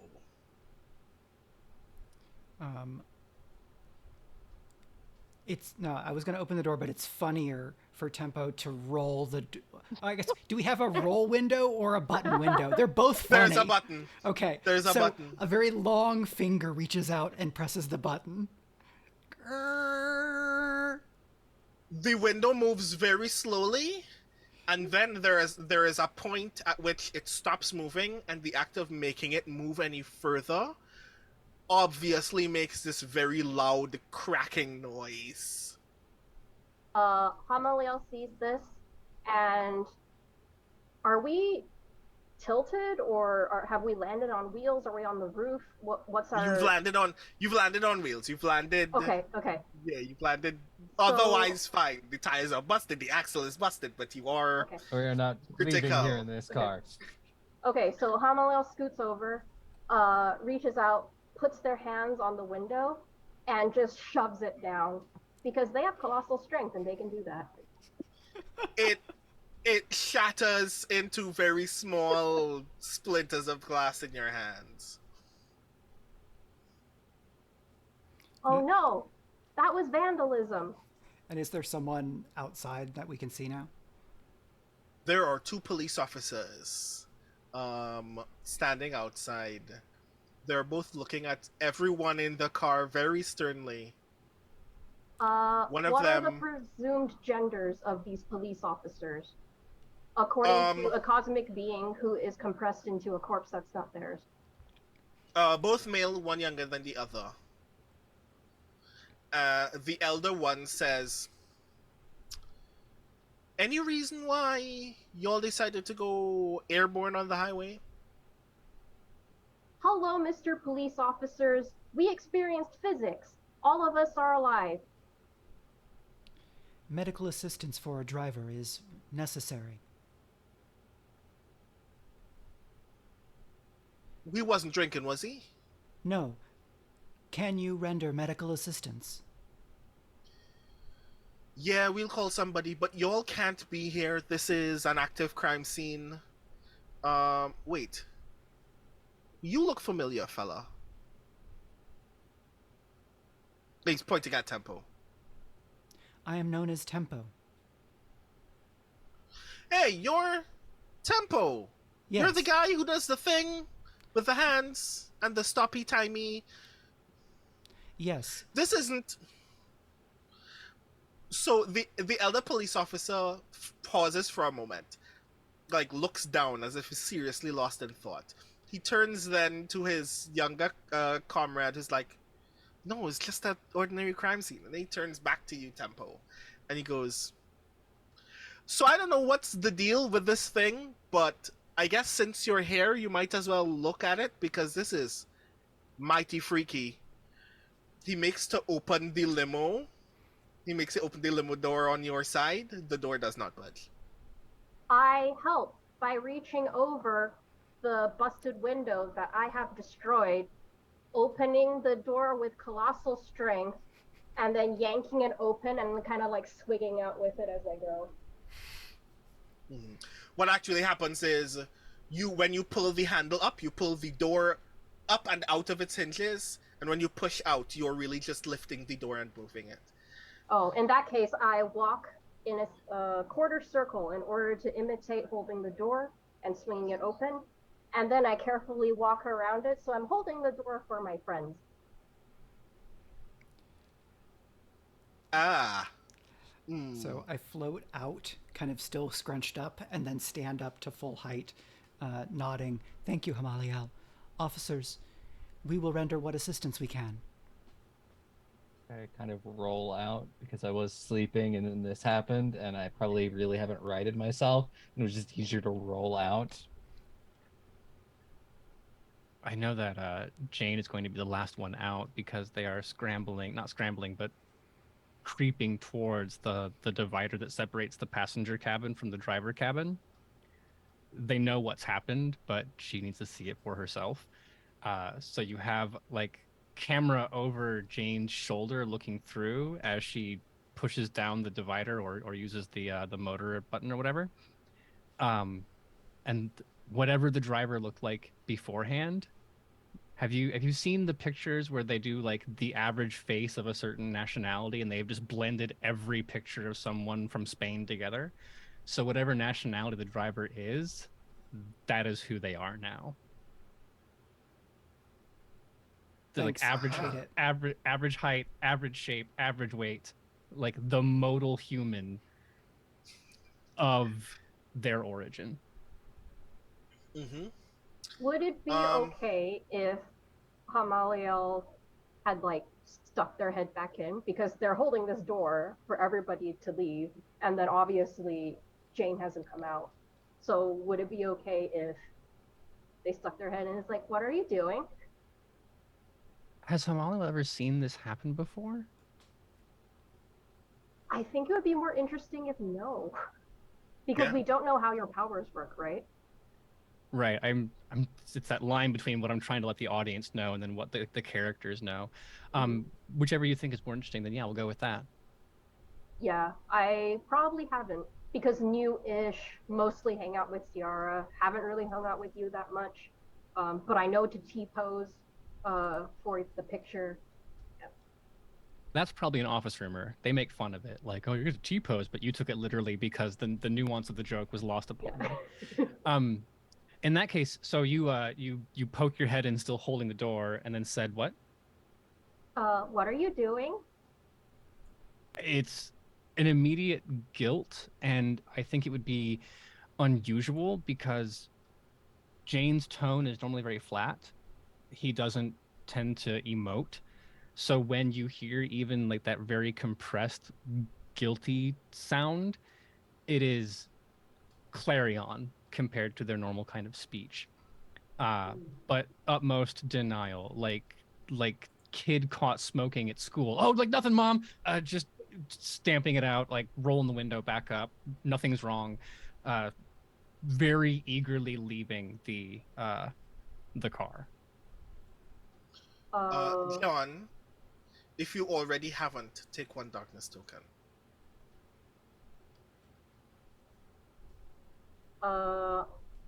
I would like to reveal my heart.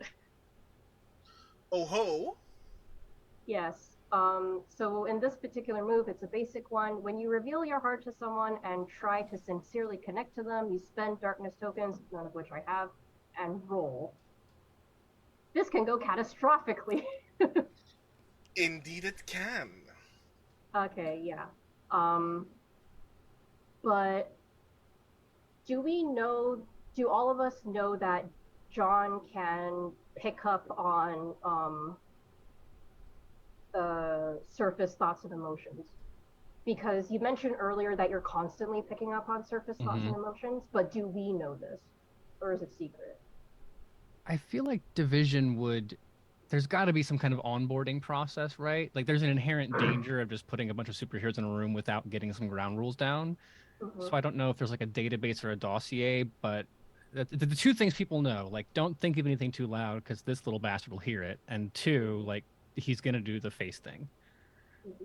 Division did write a briefing on Jane for and many of the other teams or individual members that you have interacted with, and it's also like readily available in um roster records as well.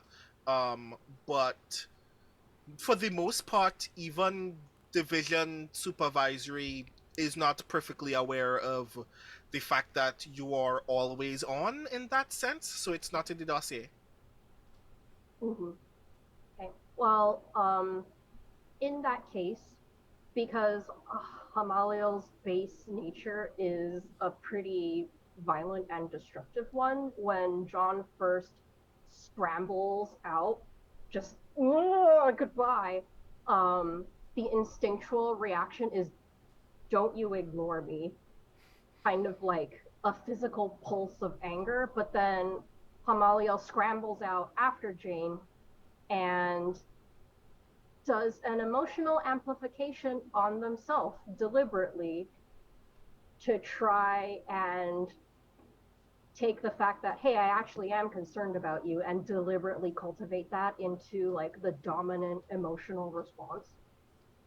So Jane feels like this neutron star flare of absolutely incandescent fury at her back, and then suddenly like it is abruptly eclipsed by like an even stronger glow of, oh no, no, no, no, no, no, I am really worried about you, I'm determined to be worried about you, I am very worried about you now. And then you hear Hamaliel running after you and then saying, I'm going to grab your arm now. And then they grab your arm and give it a tug and say, you look stressed. Why are you stressed? And you can tell that there's this focus of maintaining that, I'm concerned about you. I'm concerned about you. I'm concerned about you. I am keeping this my dominant emotional response. I am concerned about you. That's such a cool beacon thing. That's so cool. Do you need to roll before we resolve how the question goes? Yes. Mm-hmm. So, reveal my heart. Let's go. And I have 2 bonds with this character, so I'm like, please.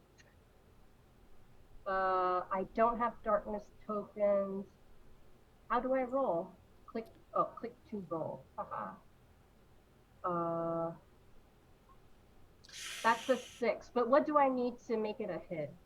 So you could spend both of your bonds with Jane and turn it into an 8, which is a perfect hit. Okay, yeah, I am doing that. Right? Is because that game correct? mechanics, everybody. Yes. Yeah, I think you can spend more than one bond, Brandon. If Oh I am no, not I can only change the result by +1 or -1. Okay. So either way, it would still be a failure.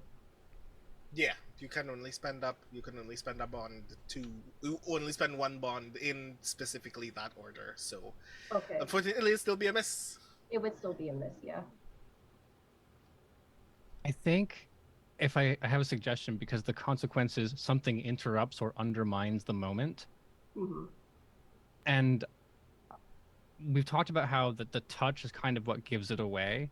So if Hamaliel reaches for like their wrist, for example, and then finds skin, it's that immediate connection. And because Jane isn't ready for it, there's no guard up, there are no walls. So we're both at our like peak emotional state, and it's just like 2 live wires connecting. And so I would say like what undermines the moment is like you're legitimately concerned, but then you touch Jane and like cinematically the rest of the world would like just go dark, and you'd have this vision of Jane standing, but this figure menacing huge in the distance. And then in between Jane and that distance are all the people that they have taken over the course of their lifetime. So it's this vision of being close. You're grabbing John's arm and then instantly can see the hundreds and thousands of identities that they have consumed, all stretching out into the distance with this eldritch thing, this just mass of malevolence, formless but clearly meaning you harm. And that either because it's not what you expect or because like the raw fear that comes off of this thing is what stops the connection from forming, because you would reel away from that. Does that make sense? Mm-hmm. Yeah, that makes sense to me. I want to add a detail to this, if you'll allow me, Jane. In this moment, you are also present, and whatever you are about to feel or visualize is a thing that Hamaliel will also witness, but you will also be consciously experiencing it just the same. What about this moment? What in this scene makes you feel your least beautiful?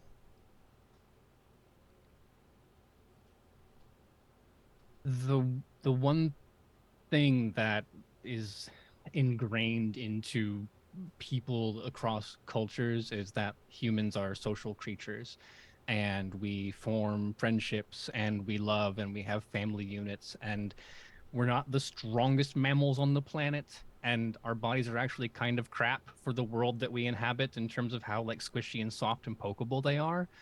And we have only been able to rise to the level of human civilization because we can connect with one another. But that connection, Jane is acutely aware of why, what they have to give up. That you can never, even like shaking hands with the doctor when you walk into a room is a risk. And there's this combined weight of the exhaustion of keeping that barrier up, of the profound loneliness of that experience, weighed against the deep inside urge that they are denying their purpose in doing that. So it's this tremendous burden of being cut off from the thing that makes humans humans, because the alternative is something they don't want to face. So you've got that sadness and then just fear that if I let my guard down for one moment, if I laugh at someone's joke, that can be the kind of connection that sets this ball rolling to the point where it's either another face gone or a door opened. And that if you looked inside to find Jane's heart, that is all it would be, is just loneliness and fear.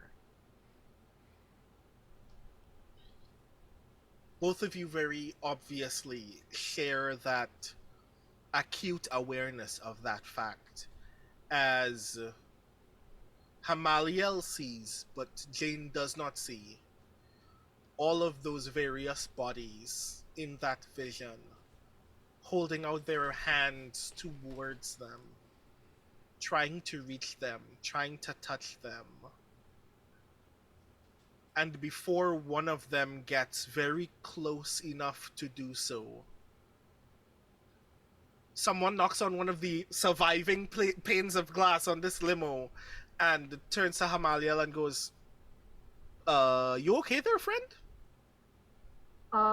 You snap out of it. You feel like a whole minute has passed in that beat. I would like to say I gained darkness tokens because I now feel very unloved and abandoned. Oh yeah, definitely take 2 of those.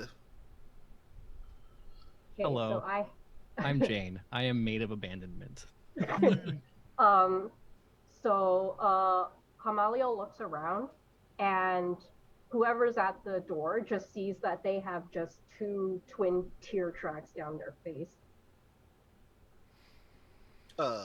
You good, pal?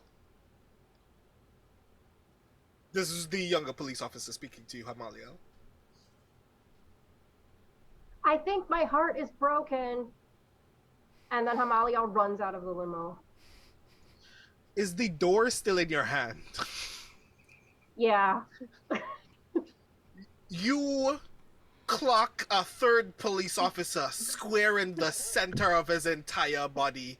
He goes like, you know, in anime, and you punch someone so hard that they actually go sliding against concrete. He actually gets up off the ground for an inch and a half, grates the heels of his feet against the ground, and then falls over against the side of the diner. He is now unconscious. Are you still holding the door when you get into the diner?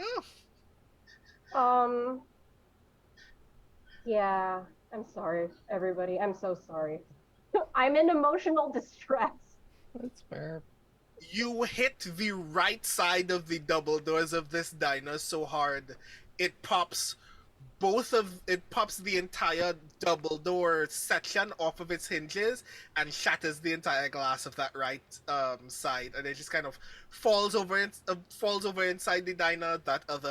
The left hand door shatters as well, and that's when you finally realize you are holding the door. So another thing I gain darkness for is when I overreact with violence. Oh yeah, take three. Just over here, like I thought I was the mess. So you just you being aware of this fact, you are acutely aware of the fact that if you don't specifically narc on Hamaliel to Aya in your debrief, this will probably be blamed on you.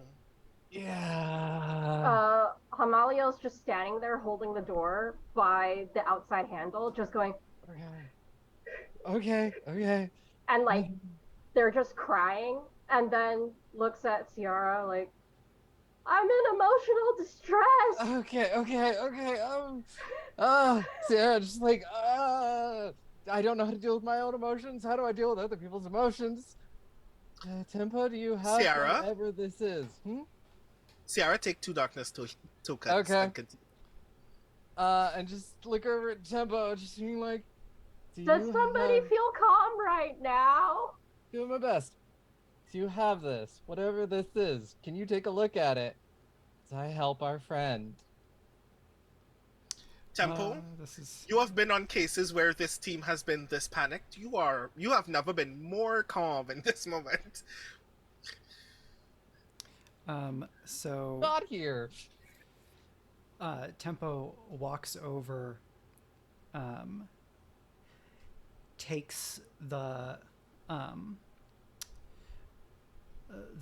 door, using time distortion to stop gravity from dropping it until they have removed it from Hamaliel's hands, and then time resumes and it crashes to the floor, but not on neither of them. And I'm looking at Hamaliel saying, "Let the emotions be like a comet. They will pass through your system and go on. As they have come from other, they go and become other. You remain." I was responsible for throwing comets once. And those comets are not you. The emotions are of you, but they are not all of you. I have had to learn this myself. Hamaliel nods. And then suddenly perks up again, goes, Jane is still in the car. I abandoned Jane! And then turns around and runs back out to the limo. I think it would take a moment to recollect and such, but Jane would have exited the vehicle. So at this point, if Hamaliel turns and then Ciarra and Tempo have been dealing with the emotions, just the three of you then turning to see Jane standing outside of the car, hands in pockets, mask on, incredibly grateful that you can't see their face. I can't see your face, but I can see the policeman that I clocked. Oh yeah, he's just out cold on the floor to the side. There are 2 beat cops One has a notepad that she's taking notes in. The other is taking photos with a camera. Who are very obviously, very obnoxiously glancing at you all by the door.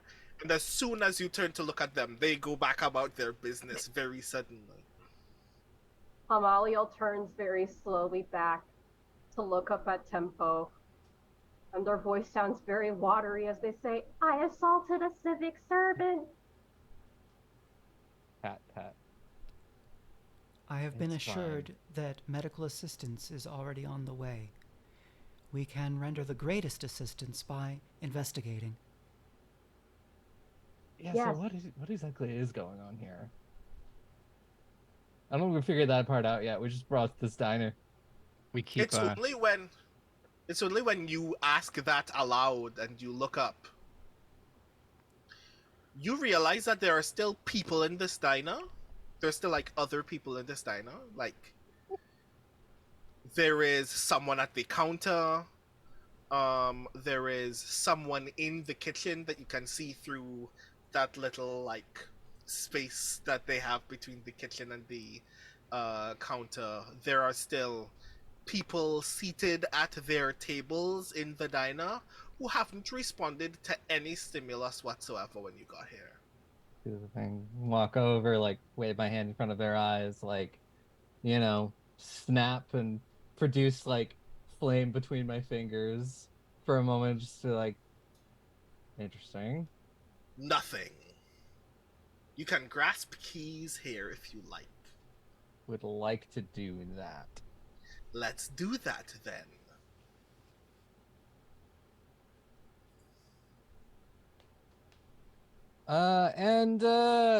I have 2 darkness tokens, so we're gonna spend both of those, and hope for the best. Mm-hmm. And just to be sure, I want to know exactly what in particular you are doing in this moment, in the hopes that it will produce information for you.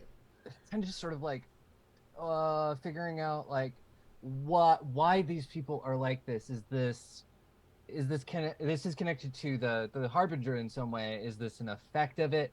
Did somebody do something that was here? Is it directly connected to the item itself? Is it like the item does this, or was it somebody here who did this? Okay. The disastrous success at 11. Let's go! Yes, Feast or famine disastrous here. success. Oh my god, I want to actually go in the rules and read what happens in this moment. We are rolling terribly today. But at what cost? I mean, I feel like the disastrous success, that's just as designed, but So- rolling all low. 11 does mean that someone could spend a bond and bring it down to 10, which is a perfect hit. Yeah, you can do that if you want to. Oh, Ciarra, what? You're looking for information on whether the statue did something, or there's someone using the statue did something. Is it an effect of the statue itself, or is it something someone did? So what? I'm trying to find a way to connect, like the honesty that we share. Like you found me, so you have seen Jane bare as can be, like soul and body and everything, and we've worked together the longest. So I can spend a bond to bring you down to a perfect hit if we can figure out a way to connect the things that I'm good at with the things that you're doing. To clarify, while I am fine with this, rules as written, Ciarra has to spend their own bond. Oh, well, disregard. You're on your own, kid. Yeah. I mean, I'm still into that idea. I do have a bond with you on my end. And then, I mean, your whole thing is emotions. Maybe I'm getting a little worked up about this. Of like trying to get these reactions out of people and sort of stepping it up. Maybe it's just first step in front of it and push, then like breaking something, and then just sort of trying to get a reaction out of them. And you feel me getting angrier that nothing is working and nothing is giving me anything. I like this a lot because we've established on our history that you got so upset with what was going on in the lab that you just incinerated everyone and everything. So I think that John is really keyed in to when Ciarra's meter is spiking and like the steam is starting to rise. Uh, what would you? There's got to be some kind of signal when Jane notices that you are getting a little too on edge. What does she do to like snap your attention to break that circle? You throw a glove at her. I am the outsider, and this is my mark.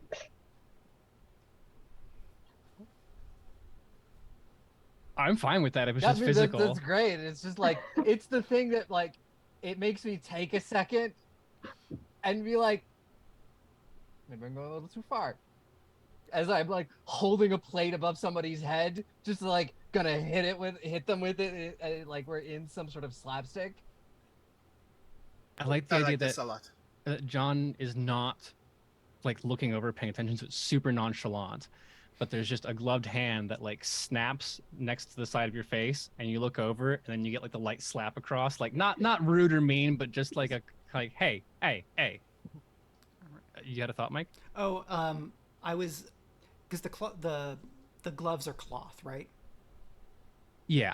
So if they were latex, it would be like, well, what if it's as if they've been like pulled and then shot like a rubber band? But that's in a different version of this narrative. Mm-hmm. Sorry. I think we can get there because the cloth can be kind of Yeah, stretchy, yeah. right? Yeah. It doesn't have to be harmful, but so yeah, there we go. Yeah. You're sitting there, you're getting frustrated, and then just like someone throws a sock at you, but it's one of Jane's gloves that hits you in the face. It's one of those dual slaps. Yeah. I like this a lot. Mhm. Ciarra, you snap out of it. Moments before this plate was about to collide with this poor 30-something-year-old woman's head. If John hadn't stopped you, you wouldn't have noticed that this woman is talking. What is she She's talking saying? very, very softly. But you lean in, and suddenly you hear, God, I wish I looked like him. I'd do anything to look like him. And you can tell suddenly that she is looking in a direction that is not the direction of the other person on the other side of the table who is also whispering, and not the direction of anybody else in the diner who you now notice their lips are also moving. I'll move over to somebody else and see what they're saying. Are they I'd saying do the same anything to thing? be this beautiful. My hair is so bad, my skin is so bad, why can't I look like her? This guy's looking at a wall. There is nothing in his periphery, but he is similarly whispering. Let's turn around and just say, they're all talking. Talking about how beautiful something is and how much they wish they could look like that. And point at the guy staring at nothing and saying, thinks she's so beautiful and wishes he could be like her. Am I picking up any emotion from any of these people that I could possibly amplify to try and snap them out of it?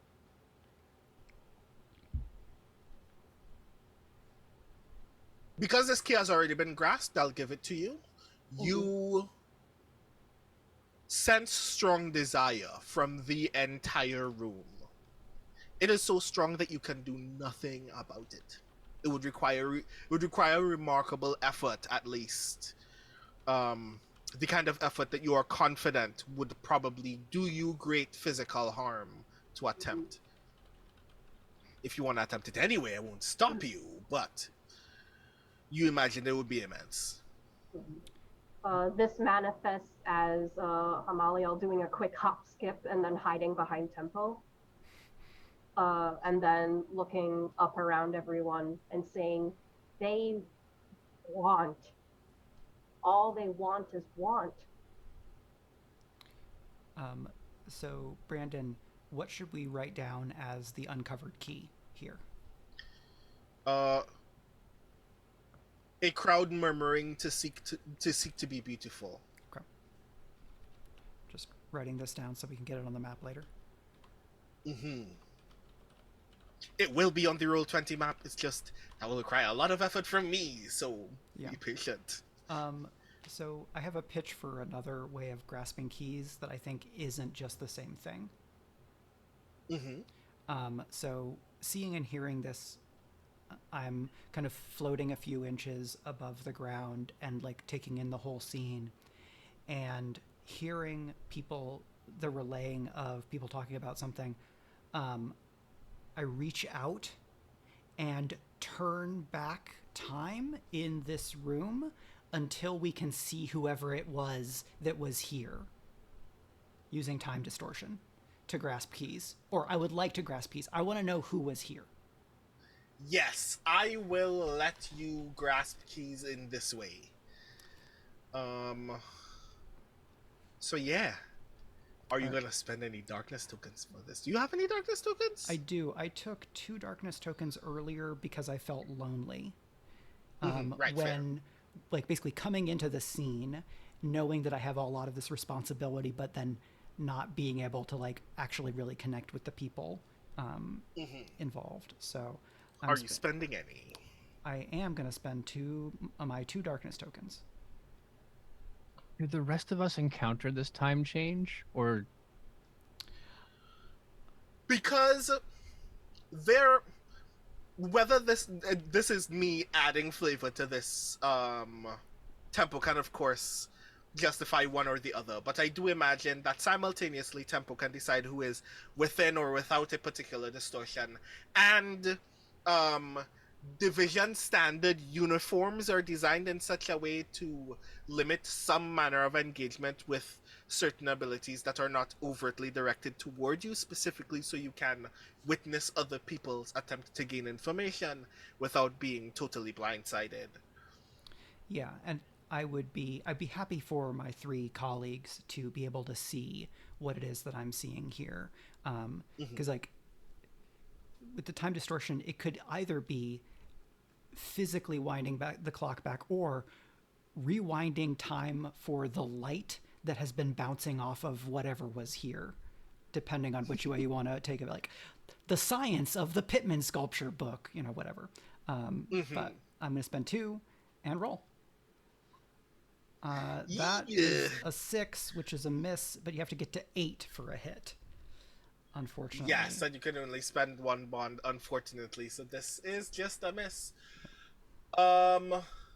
So I may mark Ruin to uncover a key, but in doing so, the keeper will reveal how you come closer to becoming a harbinger. Okay, do you want to do that? Ruin. I have 0 Ruin moves, so I absolutely should take Ruin. Definitely. Hey, let me just make sure of some things on your sheet. I have a third way I think we can get there if you decide you don't want to accumulate the stain. Aha! All of you. What option do you have? So I have a power that is a man of 1,000 faces, where on a hit or better, I can gain the memories and thoughts of whoever I look like. So I could make myself look like one of these people and gain the memory of what happened to them. Okay. I am happy to let that go, to let you do that, and say that I find more than I was ready for, and let Brandon describe how that means we don't get a key, and then you can make your move, Aaron. That's up to you. Yeah. So you're not gonna spend the ruin then. I'll get ruin other ways. Don't worry. Grr. Okay. Cool. You attempt to reverse this moment.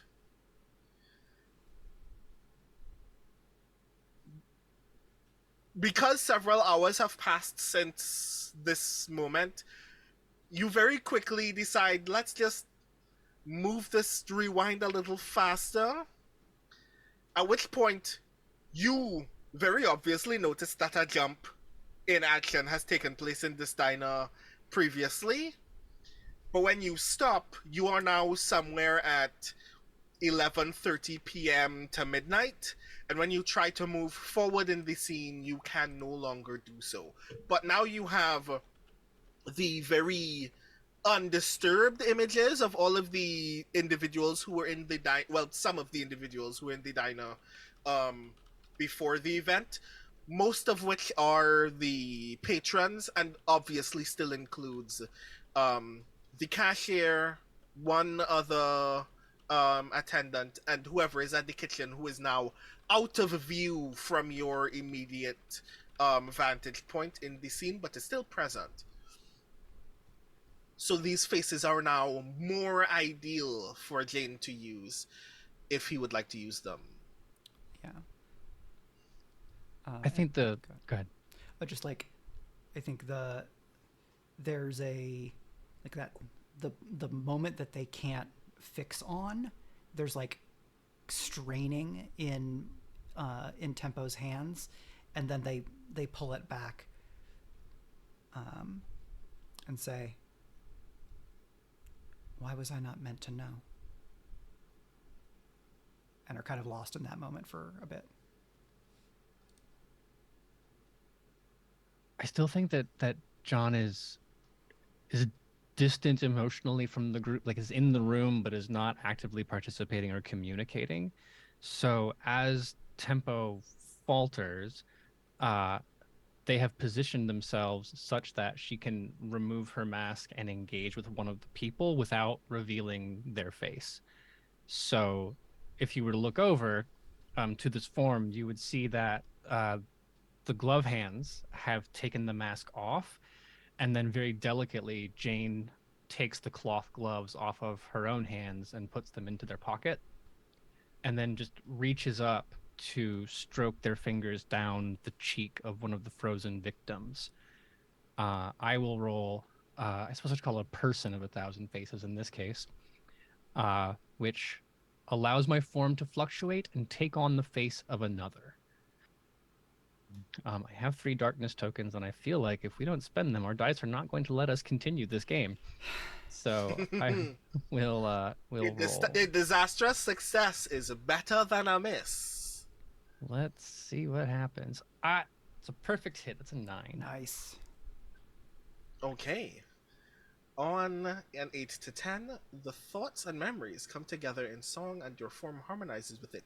Choose 2. I will choose the shape and form is stable, and actually I don't really need those. Sorry, that's crazy. Well, 1 for flavor, 1 for game. How's that sound? The 1 for game purposes, I will say to gain the memories and thoughts of whoever you look like, and that will get us towards the key that we're looking for. The other piece, I will keep the shape and form as stable and will last as long as I concentrate on it. So that way, when I turn back to the rest of the crew with whatever Eureka moment is about to come, they see Jane obviously wearing the face of the person directly in front of them. Just twinsies. Is this the first time that I have seen this? I think so. We've established that you know of John but have not worked with them. Ciarra knows the whole story, and this would be obviously the first time. I don't think Tempo knew Jane existed until 4 hours ago. So, right? Yeah, like they would know what was in the dossier from Division. Hamaliel Okay. jumps. So, you, because of the temporal distortion of this scene, you start in the memories of this diner attendant named Janice at like 11:30, where nothing of note has happened. You know, everybody likes the apple pie here. You know, no one likes the root beer here. You know that there is a guy who is about to leave at 11:30 who only comes in an attempt to like take life study drawings of some of the people who pass by here and then leave, and seems to have nothing else going on in his life, and that makes you feel like he's kind of creepy, but he's never hurt or harassed anybody, so you let it slide. You let some of those beats pass in your brain. They move at their own speed, but you are obviously recovering them much faster than they seem to be moving in your head. So when you get to around 213 or 214, you notice two men in suits and bowler hats come in, sit at the only table that doesn't have anybody at it and doesn't seem to have anything broken or stained or um, uh, getting hot or cold on them since this time has passed. Um, where they sit, they eat two slices of pie, they talk amongst themselves. One of them gets up to use the bathroom. And then you notice this weird, intense feeling wash over Janice.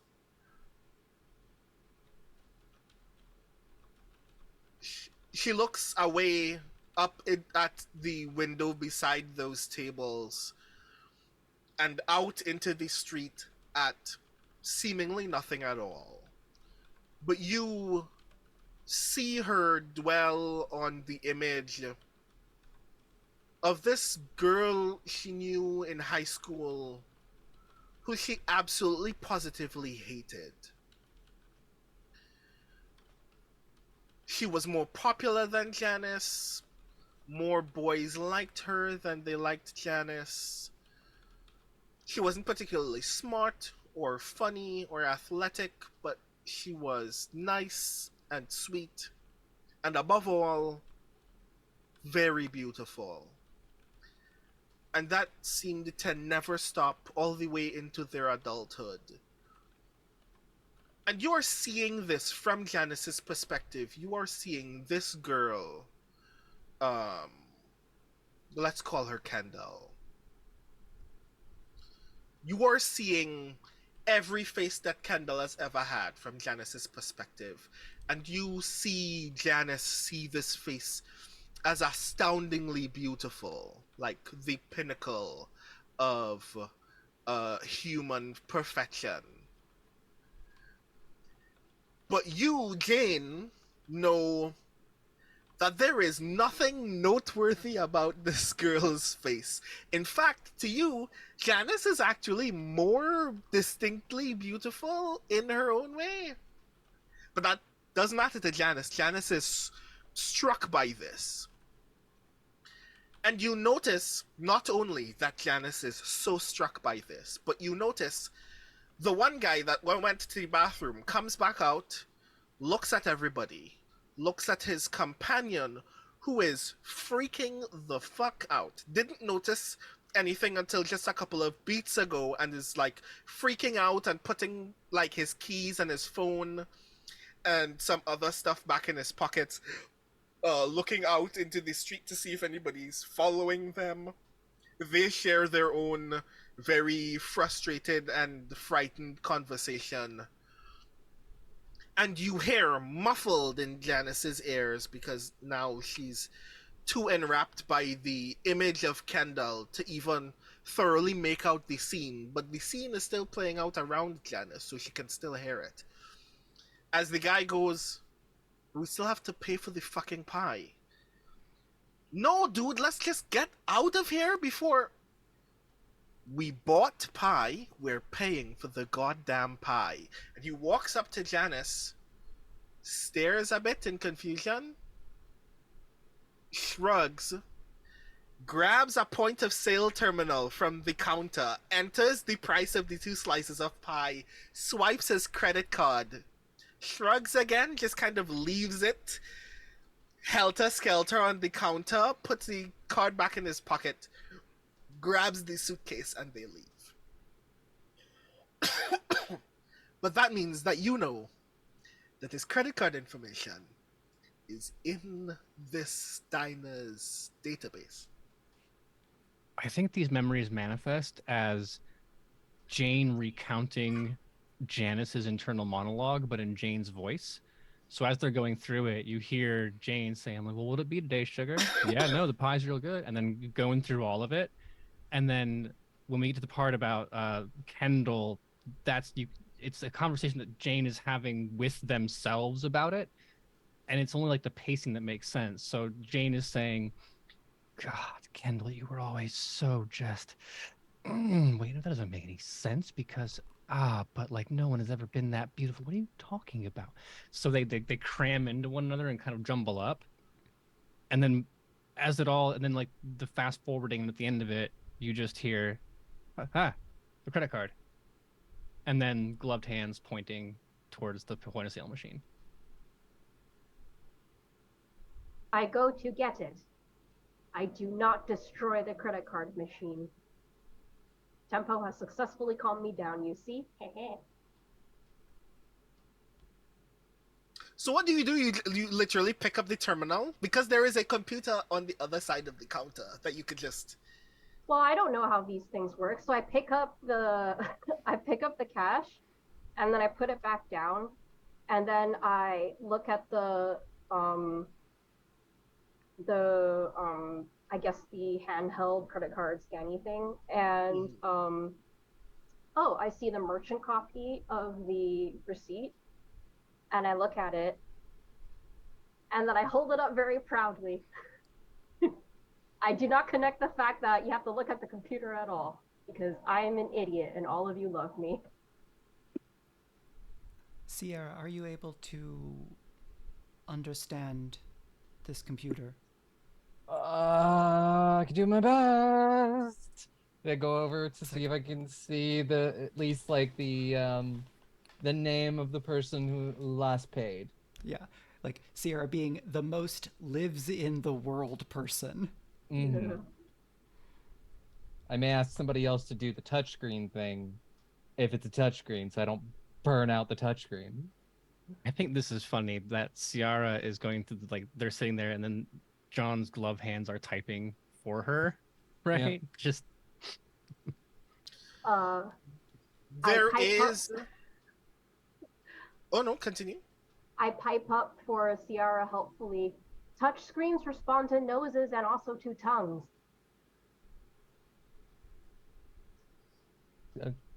Good to know. Well, why aren't you using it? You notice that to sign into the PC, there is actually a separate, like, seemingly vestigial card swipe thing that you imagine is for an ID card. That's when you glance back and realize that Janice's name tag actually has, like, a retractable cable attached to it. That makes more sense. I realized that if there's no conductance in the gloves and John doesn't have hands in them, so he would not actually be able to use a touch screen. So at a certain point, Ciarra will have to touch it, but John will. She will happily hold up her phone. It shows like the little burn marks from where she was maybe a little too angry while typing out messages. I am very happily going to touch the screen for you. Thank you. The screen is not a touch screen. You all suddenly realize it is not a touch screen. It's just... This PC is running on Windows 98. The one problem we can't solve. None of us have functioning hands. This makes it a little easier, you know? Sure, the keys are going to get like a little soft and there's going to be a little imprints on them, but, you know, that's fine. Look, I don't think anyone's coming back to this diner time soon, right? It'll be okay. This is an insurance write-off.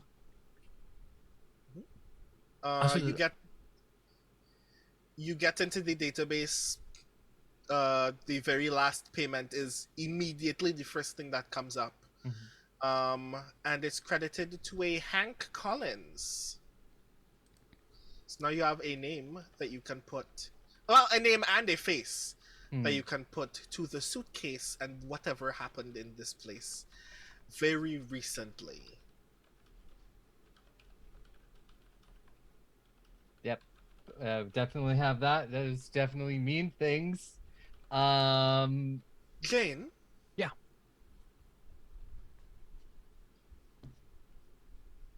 You hear the voice that was in Janice's head still.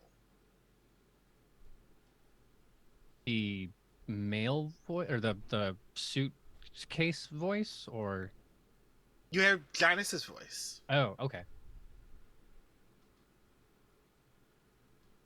Describe to me a person who, when you last took their face, you considered their face beautiful.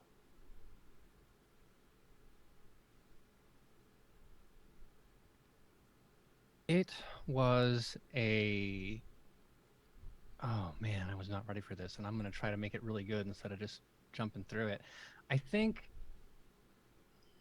what attracted John to it was it was perfectly imperfect.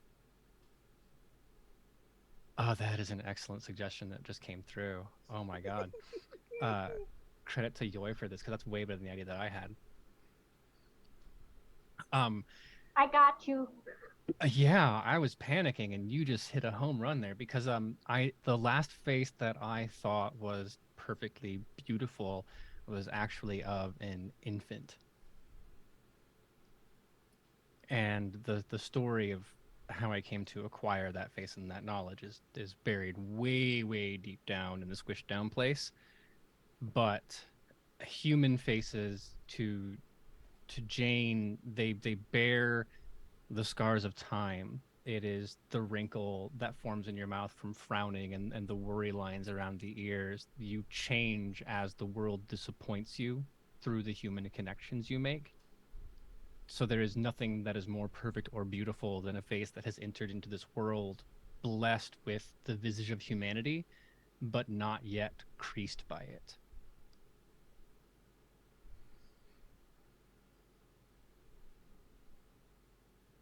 This face becomes your face. Because it is smaller than your natural head, your mask slips off your face. I wonder if we've established, and this is a question I hadn't considered, does Jane always know when that's happening? Or is it possible for the visage to change without them being aware? I don't know. I'd like to think that it happens almost all the time. You're probably interacting with faces so often that sometimes it just occurs. In You're my aware often that it has the potential to happen. You're not aware that it's happening so much as you're hyper vigilant all the time of whether it is. I think that's one of the two reasons they wear the mask. The one is because the mannequin face is disturbing. And the second is that every now and again, a face will leak in from the environment or from the catalog of faces, which is also disturbing. So, whichever is more interesting, I'll put it up to the group if you think that Jane should react or if you should notice and Jane is oblivious and not hiding it. Actually, I think the second one's better because if Jane can feel it and notices, they will immediately try to fix it. But if they're not aware of it, then you all get to see it and interact with it. So let's go with that, yeah? I Horrifying. catch the mask as it falls, and I very happily turn to present it to my best friend Jane, with whom I have an inseparable bond that shall never be severed. And then I go, ah! Because that's not the face I expected. And I mean like rosy brand new infant, like fresh out of the oven, like after cord before swaddling, like seconds old. All of you notice, or rather, Ciarra and Tempo, you notice, before Jane and Hamaliel notice. The heads of all of these stationary persons in the Steiner have all turned to face Jane, and they're all raising their hands to reach out to Jane, and they all have this like calm, awestruck look on their face, the face that people have when they see a cute baby. And they're all reaching out like expectantly toward Jane, which is a problem for John, who has not noticed because Janice is barely 10 feet away from you all. And that's where we're gonna take the end of this first session. I don't like anything about this. Neither do I, and that's why it happened. I smelled a cliffhanger. Uh-huh. Oh my god, I am so very excited that you've gotten to this point in particular, because from this point onward, only terrible things will happen. I mean, only terrible things have happened. We've been doing I terrible mean, you things. broke a door, but at least you grasped some keys. I did almost break a person. We did break people. We We broke 3 by my count. We broke He's several asleep. people. Both of those people are asleep. Who else did we break? The driver. We broke the driver. No, the driver is asleep. One cop is asleep. Yeah, but the driver isn't How who the they driver wake up. thinks he is anymore. Well, yeah, there's that. I'm sure they'll be fine. Narrator's voice. They may not actually be fine. Look, they sent us on this mission. They gotta understand. Yeah. I mean, Alright. at some point, this is Division's fault for continuously sending us out. What I remember most from the briefing is that in order of culpability, it is Tempo's fault, and then it's Ciarra's fault. Oh no, at the end of this mission, Ciarra might snitch on me about running through a diner with a car door in my hand. I mean, you don't know who might snitch on you, but you do know that's probably going to end up in a report. You should have known better. Mostly because I don't want to get blamed for it. So how does Like, it everyone feel wasn't about this fire. session in general? Twas good, twas good. Yeah, it's great setup for whatever comes next. Also, I like that we're getting all of our crap rolls out of the way, because Exactly. this means next session, surely, our rolls will be amazing. Exactly. That's how it works. Surely. I love all of these I'm so beautiful confident. posters. I kind of like that so many of them have failed because we established that this is the fuck up team and then proceeded to continually fuck up. So like we're right on brand. We're very on brand. So, now that we have engaged in shenanigans and things can only go better from this point onward, I'd like to invite you all to please let all the lovely people know who you are, what you do, and where they can find you. Starting with Aubrey. Hello, I'm Aubrey. You can find me everywhere on the internet at the Mad Queen or Mad Queen Cosplay, depending on where you are. You'll recognize my green hair. And you can also find me as technical director over on Queen's Court Games. I just ran a bunch of stuff there. I'm performing in a bunch of things. I'm doing a bunch of things, editing, music, all that fun stuff. And you can also catch me as the GM over on Goblets and Gaze. And probably by the time this is out, I believe, we will have announced a big thing that we've been working on. We're gonna play some Vampire the Masquerade this fall, so come join us for that. Grand. Next, Aaron. Hello, I'm Aaron. I'm still emotionally recovering from the image of everyone reaching for my baby face. When I'm not doing that, you can find me as the Forever GM at Queen's Court Games. We are, oh boy, we're playing a lot of horror games and none of them are as scary as this. Right.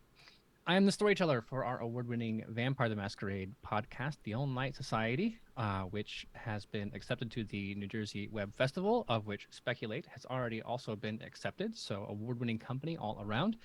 You can also find me playing Cult Divinity Lost, Delta Green. Very soon, I will be dragging people into Red Markets by Hebedon Games, and others to come. If you want to find any of that, Twitter or Blue Sky at Queen's Court. Sorry, Twitter, Queen's Court RPG, Blue Sky, Queen's Court Games, because they let us have a bigger name. If you want to see what I'm up to personally, which is mostly just kind of like game theory, thinking about actual play as art and storytelling, that is over at Aaron in Words on Twitter, or you can probably find it the same way on Blue Sky actually as well. I also neglected to mention this. You pitched your Patreon earlier, and I didn't tell people that I like your work so much. I am already subscribed to it, even though I have my own show. For which we're very grateful. If you are watching or listening to this, you should be like Aaron and subscribe to our Patreon. You should. I've said this on 2 different shows. There are only 3 actual plays that like I actually make time to watch. I watch a ton of them all the time, but there are only 3 that I'll ever catch like live when I'm around. And one of them is yours, because it is excellent, and I love learning from the way y'all play. It's been a great experience to be in this game because like out of the GM chair, different kind of thing. It is great. Thank you so very much. Next, Jeoi.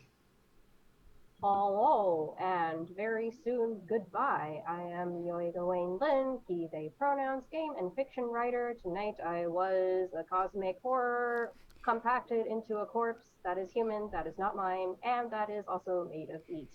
You can find me on Twitter, presumably, at This Is My Design. Design is spelled capital D-A-S-E-I-N. It is a philosophy and cannibal pun. I have said that so many times, and it never gets old. And last but not least, Mike. Everybody, thanks so much for watching. I am Mike. I write as Michael R. Underwood. You can find books like Genrenauts, that I'm trying to not have be blurry, which is a dimension-hopping story heist series of novellas. The Season 1 collection is available there, and I'm currently working on a Genrenauts role-playing game, which you can follow at my personal Patreon, but mostly you should back the Speculate one, because that's where I'm focusing right now. You can find me on socials at Mike R. Underwood for the most part, and I GM our game Valorword, playing Court of Blades, which you can find at speculatesf.com/videos. Nominated. We'll play Valorword. I still need to get that into my bit. New Jersey Webfest and Minnesota Webfest official selection, Valorword. Thank you, Aaron. Valorword is very rad, and if you are not checking out Valorword, you should fix that right now. As for me, I am Brandon O'Brien. I keep the doors so you don't have to. I am a poet, writer, and game designer from Trinidad and Tobago, and one of the co-hosts of Speculate alongside Mike and Greg. I make a lot of things, including my own RPGs at therisingtides.itch.io. I am presently working on the RPG tie-in to our good friend Gregory A. Wilson's Grey Assassin trilogy, so if you want to get your hands on the Grey Shade RPG, definitely check that out on our backer kit so you can get your hands on it when it is finally done. We are very excited for you all to get your hands on it. You can find me almost everywhere on the internet at The Rising Tides, including The Place Where They Killed the Bird and The Place Where the Sky is Still Blue. And I have a website called brandonobrien.xyz that is also my newsletter, so if you want to hear me talk about fiction, talk about Kamen Rider, and sometimes show you pictures of whatever game I'm playing on my mobile phone, you can do that there. And again, a reminder to everyone that you can support all the cool things that we do over at Speculate. We have a Patreon, that's patreon.com/speculate. We have a website, that's speculatesf.com. We are also on Blue Sky at SpeculateSF. We are still on The Place Where They Killed the Bird, and you can always find us at Patreon and on the website, so definitely check those things out.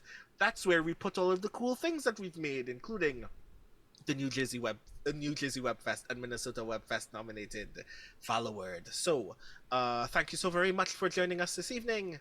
I hope that you all have a wonderful evening. I hope that you all have a wonderful week.